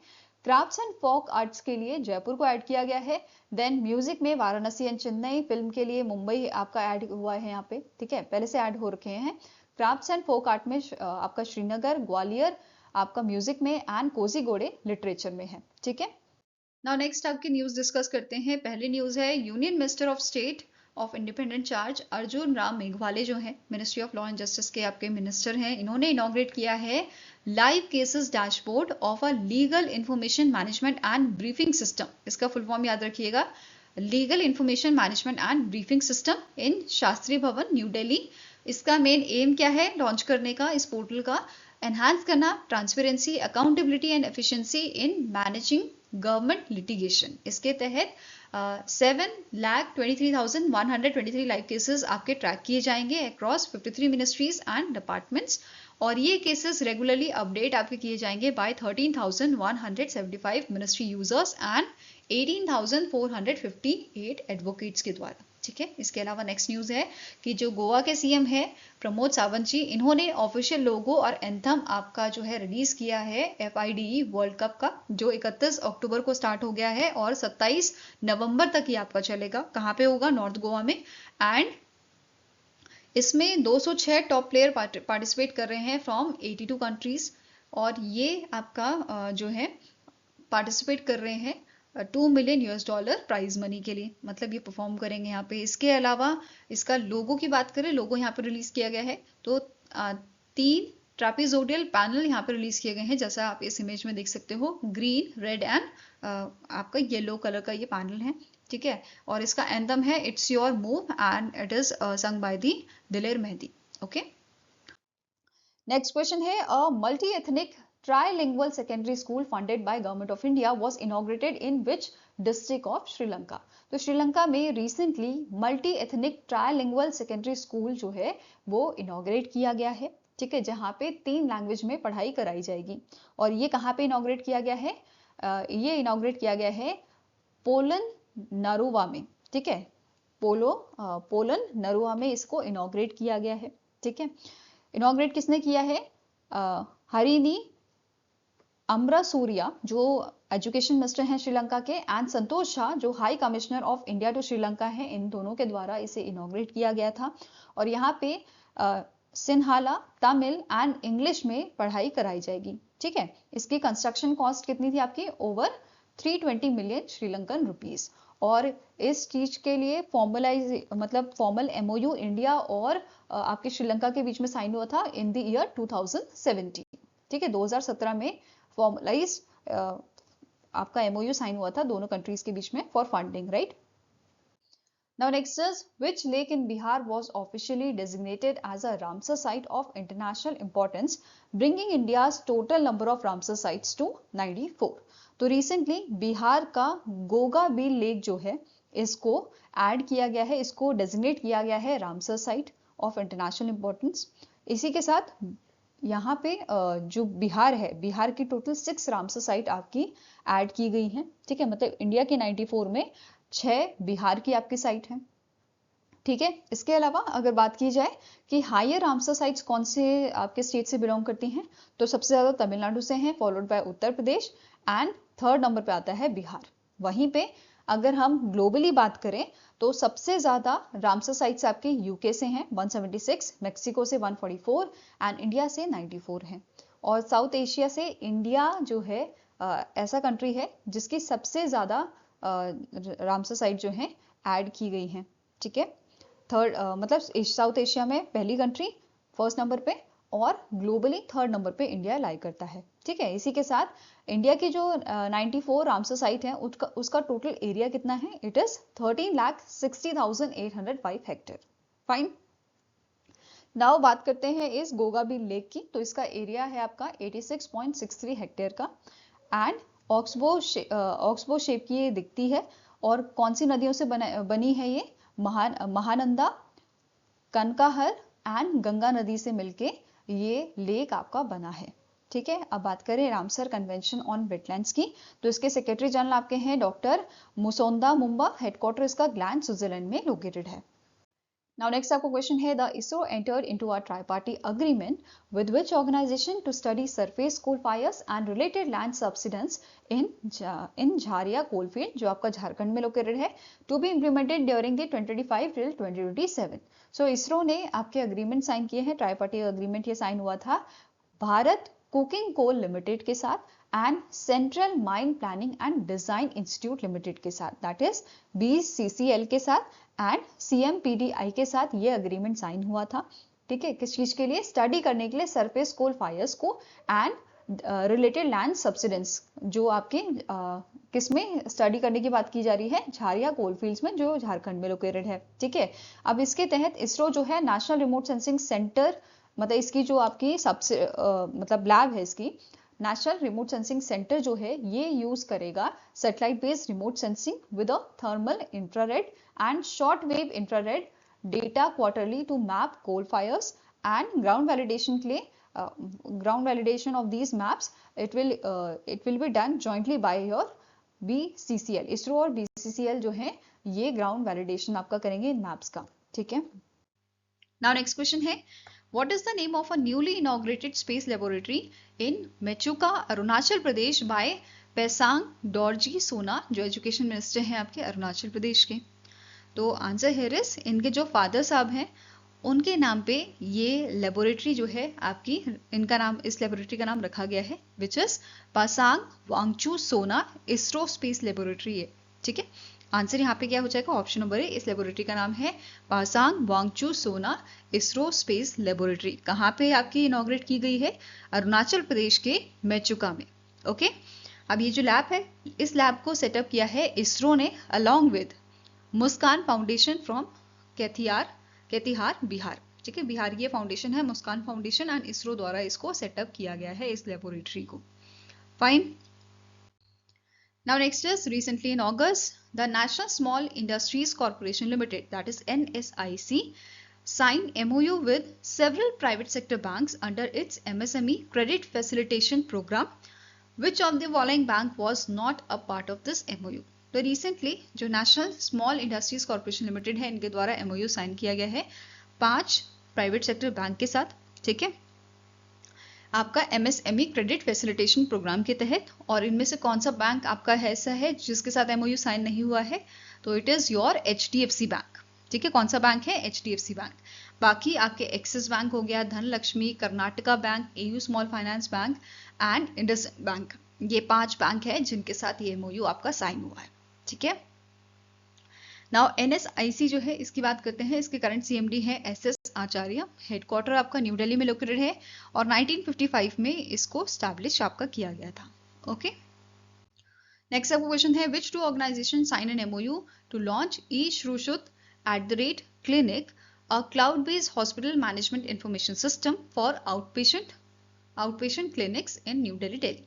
तो रिसेंटली आपकी CDAC, ठीक है, centre for development of advance computing and national health authority, इन दोनों ऑर्गेनाइजेशन ने जो है मिलके लॉन्च किया है, मतलब MOU साइन किया है लॉन्च करने के लिए e-श्रुशुत@clinic को, सॉरी फॉर द प्रोनाउंसिएशन, अगर गलत हो तो answer here is option number E. इन दोनों ऑर्गेनाइजेशन द्वारा इसको आपका लॉन्च किया गया है। अब इसकी बात करें इस इनिशिएटिव की, तो इसे डिजाइन किया गया है आपके आउट पेशेंट क्लिनिक के लिए, ठीक है। ऐसे आपके पेशेंट्स बेसिकली जिनको एडमिट नहीं किया जाता, जो आते हैं अपना प्रॉब्लम शेयर करते हैं डॉक्टर के साथ और उनको प्रिस्क्राइब कर देते हैं डॉक्टर्स जो भी मेडिसिन उनको लेनी होती है, ठीक है। उनको भर्ती नहीं किया जाता है, ठीक है। नेक्स्ट पॉइंट क्या बोल रहा है, कोई भी हेल्थ केयर प्रोवाइडर जो है वो इसे ज्वाइन कर सकता है via health facility registry and health professional registry. इन दोनों माध्यम से जो है कोई भी हेल्थ केयर प्रोवाइडर इसे ज्वाइन कर सकता है। अगर वो रजिस्टर नहीं हुआ है, ठीक है, इन दैट केस वो साइन अप कर सकता है ई सुश्रुत @क्लिनिक पे, ठीक है। तीसरा पॉइंट क्या बोल रहा है, पब्लिक या प्राइवेट जो भी क्लिनिक आपके होंगे उनके डॉक्टर्स जो हैं वो एक्सेस कर सकते हैं पेशेंट की हिस्ट्री। मतलब जैसे फॉर एग्जांपल कोई पर्सन है, उसका आपका आई का ऑपरेशन करना है, ठीक है, तो उसकी हिस्ट्री क्या रही है उसके बारे में, ठीक है, इससे पहले कोई प्रॉब्लम था या उसे और कोई बीमारी तो नहीं है, तो ये सारी चीजें आपकी एक ही जगह पे यहाँ पे मिल जाएंगी, ठीक है। पेशेंट की हिस्ट्री यहाँ पे मिल जाएगी। अपडेटेड मेडिकल रिकॉर्ड्स जो होंगे वो यहाँ पे जो है मिल जाएंगे, ठीक है। मतलब जो भी अपडेटेड चीजें यहाँ पे होंगी वो डिजिटली अवेलेबल होंगी, ठीक है। और कोई भी डॉक्टर के पास आप चले जाओ वो इसे एक्सेस कर पाएगा, ठीक है। क्या मेडिसिन चल रही है उसके बारे में भी यहाँ पे उसको पता होगा, ठीक है, मतलब पता चल जाएगा। ओके, नेक्स्ट कह रहा है रिमोट कंसल्टेशन जो है वो भी इसमें उनको भी यहाँ पे फायदा होगा, ठीक है। आपकी जो लैब की रिपोर्ट्स हैं वो सारी डिजिटली यहाँ पे अवेलेबल होंगी। क्लियर है। नेक्स्ट है इसमें आपका नेक्स्ट पॉइंट क्या बोल रहा है, आपके कुछ टूल्स जो हैं, ठीक है, आयुष्मान आपके ABDM के, इनके साथ ये जो है आपका मतलब ये सारे जो फीचर्स आपके हैं, टूल्स जो हैं वो आपके अवेलेबल कराए जाएंगे इन ई सुश्रुत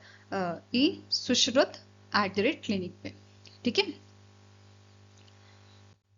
नाउ नेक्स्ट क्वेश्चन है which ministry launch Sabha Sar, an AI powered summarization tool for generating minutes of meeting from ग्राम सभा एंड पंचायत रिकॉर्डिंग। तो बेसिकली जो भी आपकी मीटिंग होती है ग्राम सभा की या पंचायत की, तो उसको समराइज करने के लिए ये लॉन्च किया गया है जिसका नाम है सभा सार, ठीक है। सार मतलब क्या होता है, समरी। तो सभा का सार, ये नाम इसका नाम जो है रखा गया है सभा सार, ठीक है। AI पावर्ड है, तो यहाँ पे जो भी मीटिंग होगी उसका एक तरह से निचोड़ जो है, जो सार है, वो यहाँ पे सभा सार का काम रहेगा कि ये समरी उसकी बनाए, ठीक है।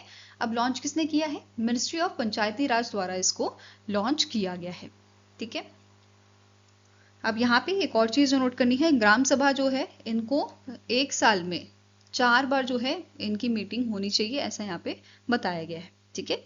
सबसे पहले सभा सार को यूज कहाँ पे किया गया था, आपके जो 1194 ग्राम पंचायत है आपकी त्रिपुरा की, ठीक है, इनकी जो मीटिंग हुई थी आपकी on the occasion of independence day, 15 अगस्त को ये मीटिंग हुई थी, वहां पे सभा सार का यूज किया गया था जनरेट करने के लिए मिनट्स ऑफ मीटिंग्स, ठीक है।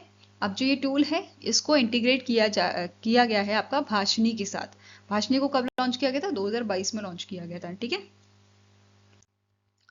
Now next question है the Ministry of Health and Family Welfare launched the श्रेष्ठ initiative to boost drug quality and safety. What is the full form of the श्रेष्ठ इनिशिएटिव को launch किया है हमारी health ministry ने, ठीक है, ताकि जो आपका ड्रग क्वालिटी एंड सेफ्टी है उसको बूस्ट किया जाए। अब क्वेश्चन क्या है कि फुल फॉर्म बताना है, तो ये बेसिकली आपका एक इंडेक्स है, तो it is state health regulatory excellence index, ठीक है। आंसर यहाँ पे हो जाएगा ऑप्शन नंबर डी। अब ये जो श्रेष्ठ है इसका काम क्या है, बेसिकली आपका कि जो ड्रग क्वालिटी है वो ढंग से मेंटेन की जा रही है कि नहीं, वो आपका मतलब बेसिकली एक तरह से स्टैंडर्ड्स जो हैं वो आपके फॉलो किए जाएं, ये चीज़ आपका इससे रिलेटेड है, ठीक है। ये इनिशिएटिव क्या करेगा कि चेक करेगा जो ड्रग क्वालिटी है ठीक है कि नहीं, सेफ वो ड्रग्स हैं कि नहीं, तो इन सब के बारे में देखेगा, ठीक है। अब ये आपका जो है प्रपोज किसने किया था इस इनिशिएटिव को, तो it is your central drug standard control organisation, जिसके आपके drug controller general of India है डॉक्टर राजीव सिंह रघुवंशी। हेडक्वार्टर इसका न्यू दिल्ली में आपका लोकेटेड है। इसके बारे में थोड़ी और इन्फॉर्मेशन देखते हैं। ये आपका एक रोड मैप है for safe and effective drugs and medical devices. ठीक है, प्रपोज किसने किया ये हमने देख लिया, CDSCO द्वारा इसको प्रपोज किया गया है। इसका मेन एम है हमें इंप्रूव करना है performance state drug regulatory authorities की अक्रॉस इंडिया। ये इंश्योर करे consistent drug safety and quality standards follow हो रहे हैं कि नहीं। ठीक है, तीसरा है कि यहाँ पे जो है 2 कैटेगराइज में स्टेट्स को बांटा जाएगा, एक है मैन्युफैक्चरिंग स्टेट्स, दूसरा है प्राइमरीली डिस्ट्रीब्यूशन स्टेट और यूटी। ठीक है, तो जो मैन्युफैक्चरिंग स्टेट है इसमें 27 इंडाइसेस आपके रखे गए हैं। ये बेस्ड होंगे आपके 5 थीम में, human resource, infrastructure, licensing activities, surveillance activities और रिस्पॉन्सिवनेस पे। वहीं पे दूसरी कैटेगरी जो आपकी है इसमें 23 इंडाइसेस आपके रहेंगे। ठीक है, और यहाँ पे टाइमलाइन रखी गई है कि जो स्टेट्स हैं वो सबमिट करेंगे डेटा आपका bye 25th of every month. ठीक है, नाउ नेक्स्ट क्वेश्चन है, recently in August the IN-SPACe has selected a consortium to design, build and operate India's first fully indigenous commercial earth observation satellite constellation. Which of the following companies are part of consortium led by the Pixel Space India for this project? तो इस consortium को जो है lead कौन करेगा, pixel space India, और इस consortium में आपका ध्रुव स्पेस प्राइवेट लिमिटेड शामिल है, SatSure analytics India private limited and PierSight space private limited. ये तीनों ही ऑर्गेनाइजेशन आपकी इस कंसोर्टियम में शामिल है। तो answer here is option number D, that is all of the above. Okay, now in space की बात करते हैं। इसके चेयरमैन है पवन कुमार गोयनका, हेडक्वार्टर अहमदाबाद में लोकेटेड है और इसे 2020 में आपका स्टैब्लिश किया गया था। Now next question है, which among the following companies signed a 5-year B2B agreement, business to business agreement with Bhutan's national seed centre for supplying essential fertilizer. तो रिसेंटली इंडिया की जो फर्टिलाइजर ऑर्गेनाइजेशन है उसने अग्रीमेंट साइन किया है 5 साल का। ठीक है, किस चीज के लिए, कि एसेंशियल फर्टिलाइजर प्रोवाइड करेंगे भूटान के नेशनल सीड सेंटर को। ठीक है, तो आंसर यहाँ पे क्या है, it is Brahmaputra valley fertilizer corporation limited, जिन्होंने ये अग्रीमेंट, ये आपका जो अग्रीमेंट है B2B अग्रीमेंट वो साइन किया है 5 साल के लिए। और इस अग्रीमेंट के तहत urea, Safala, single super phosphate, muriate of potash, ये सब जो फर्टिलाइजर हैं, बोरॉक्स, ये सब आपका जो है सप्लाई किया जाएगा भूटान के नेशनल सीड सेंटर को। ठीक है, नाउ नेक्स्ट आपकी न्यूज है, QS वर्ल्ड यूनिवर्सिटी रैंकिंग जो है वो रिलीज की गई है एशिया की। ठीक है, QS world university ranking Asia 2026 अभी रिलीज की गई थी क्वेरली साइमंस द्वारा and it was its 17th edition. ठीक है, कौन सा एडिशन था, ये 17th एडिशन था। और यहाँ पे टॉप 5 यूनिवर्सिटीज की अगर हम बात करें तो ये आपकी हैं university of Hong Kong, Peking university, Nanyang technological university from Singapore, national university of Singapore and Fudan university from China. तो एशिया की टॉप यूनिवर्सिटीज की अगर हम बात करें तो यहाँ पे चाइना, सिंगापुर और हांगकांग की यूनिवर्सिटी आपकी टॉप 5 में हमें देखने को मिली थी। ठीक है, इस बार 17वें एडिशन में 1529 यूनिवर्सिटीज आपकी शामिल हुई हैं 25 लोकेशन से। ठीक है, इसके अलावा बात करें इंडिकेटर्स में जिस पे बेस्ड आपकी रैंकिंग दी जाती है, तो इसमें इंक्लूडेड आपका एकेडमिक रेपुटेशन, ठीक है, साइटेशंस पर पेपर, पेपर्स पर faculty, employer reputation, faculty student ratio, staff with PhD, international faculty ratio, international research network, international student ratio, inbound exchange student and outbound exchange indicator. तो ये सारे आपके indicators हैं। ठीक है, इस रैंकिंग के। इसके अलावा बाकी अगर हम टॉप 10 की बात करें, टॉप 5 तो हमने डिस्कस कर ली यूनिवर्सिटीज, टॉप 10 की अगर हम बात करें तो 6वें नंबर पे Hong Kong university of science and technology आता है।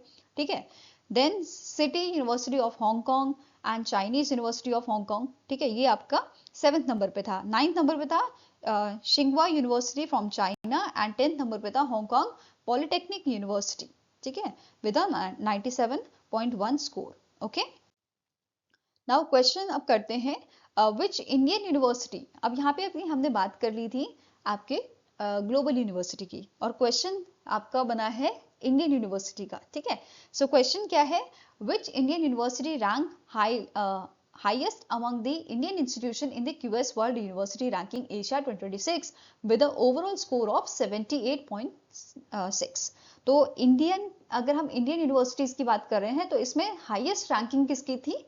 IIT दिल्ली की थी। ठीक है, answer here is option number D, that is IIT Delhi ने सबसे हाईएस्ट स्कोर किया था among the Indian universities with a 78.6 score and IIT Delhi का रैंक कितना था? 59 रैंक था। ठीक है, ग्लोबल रैंक। इसके अलावा नेक्स्ट नंबर पे था आपका IISc Bengaluru with 64 global rank. Then Indian institute of Madras IIT Madras 70th rank पे। देन 71 रैंक पे आपका था आपका IIT बॉम्बे। ठीक है, देन नेक्स्ट आता है IIT Kanpur and IIT Kharagpur. तो ये आपके टॉप 5 इंडियन यूनिवर्सिटीज थी। ठीक है, जिन्होंने अगर इंडियन यूनिवर्सिटीज की बात करें तो टॉप 5 इंडियन यूनिवर्सिटीज जिसने अच्छा परफॉर्म किया था। ठीक है, इन QS रैंकिंग में। ओके, इसके अलावा यहाँ पे अदर इंफॉर्मेशन देख लेते हैं, जैसे सबसे ज्यादा यूनिवर्सिटी कौन सी कंट्री की यहाँ पे देखने को मिली थी हमें? चाइना की थी 394। ठीक है, अब यहाँ पे न्यू एंट्रीज कितनी देखने को मिली है? 552 एंट्रीज 17th एडिशन में, और इंडिया की यहाँ पे 294 यूनिवर्सिटीज को फीचर किया गया था। ठीक है, इसके अलावा सबसे ज्यादा इंप्रूवमेंट जो हमें देखने को मिला है वो है आपकी CU चंडीगढ़ यूनिवर्सिटी। ठीक है, और इसने यहाँ पे जो है इस बार कितनी रैंक आपकी हासिल की है? 109th रैंक हासिल की है, और लास्ट ईयर ये रैंक 120th था इनका। ठीक है, 120 रैंक था, अभी ये 109 रैंक पे आए हैं और इन्होंने अच्छा खासा यहाँ पे जो है इंप्रूवमेंट शो किया है। ठीक है, इसके अलावा 36 इंडियन यूनिवर्सिटीज टोटल ऐसी थी जिन्होंने इंप्रूवमेंट यहाँ पे शो किया है। ठीक है, अब बात करते हैं QS की। इसके CEO है जेसिका टर्नर, हेडक्वार्टर है लंदन UK में, और स्टैब्लिश किया गया था 1990 में। Okay, now next is which state in India become the first to introduce both air ambulance and helicopter tourism services under its intra-state air connectivity initiative? तो इनमें से कौन सा स्टेट है जिसने रिसेंटली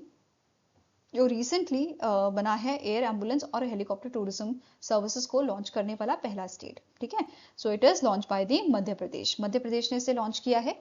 जो मध्य प्रदेश के CM थे, इन्होंने रिसेंटली इनॉग्रेट किया था प्रधानमंत्री Shri aerial tourism helicopter services as a part of 70th foundation day celebration जो भोपाल में हुआ था आपका। ठीक है, और ये जो सर्विसेज हैं, ये जो आपकी सर्विस है, इसको ऑपरेट किया जाएगा under the PPP model, public private partnership model, जिसमें आपकी कुछ कंपनीज यहाँ पे इन्वॉल्व हैं, जैसे Trans Bharat Aviation and Jet Serve Aviation private limited. ठीक है, अब बात करें अगर हेलीकॉप्टर्स रूट्स की, तो इंदौर, उज्जैन, ओमकारेश्वर ये रूट रहेगा आपका। दूसरा रूट है भोपाल, मधाई, पंचमारी। तीसरा है जबलपुर, बंधवगढ़ एंड कान्हा। ठीक है, ये 3 रूट्स यहाँ पे आपके रहेंगे हेलीकॉप्टर्स के। आई होप गाइस आपको ये वीडियो पसंद आया हो। पसंद आया तो लाइक एंड शेयर जरूर कीजिएगा, और हमारे साथ जुड़ने के लिए हमारे चैनल को सब्सक्राइब कीजिएगा। अगर आपके कोई सजेशन है तो आप हमें मेल कर सकते हो benchmarkstudy007@gmail.com पे, या फिर आप हमें कमेंट सेक्शन में भी लिख सकते हैं। सो मिलेंगे सही नेक्स्ट वीडियो के साथ। Till then take care, have a nice day and all the best for your preparations.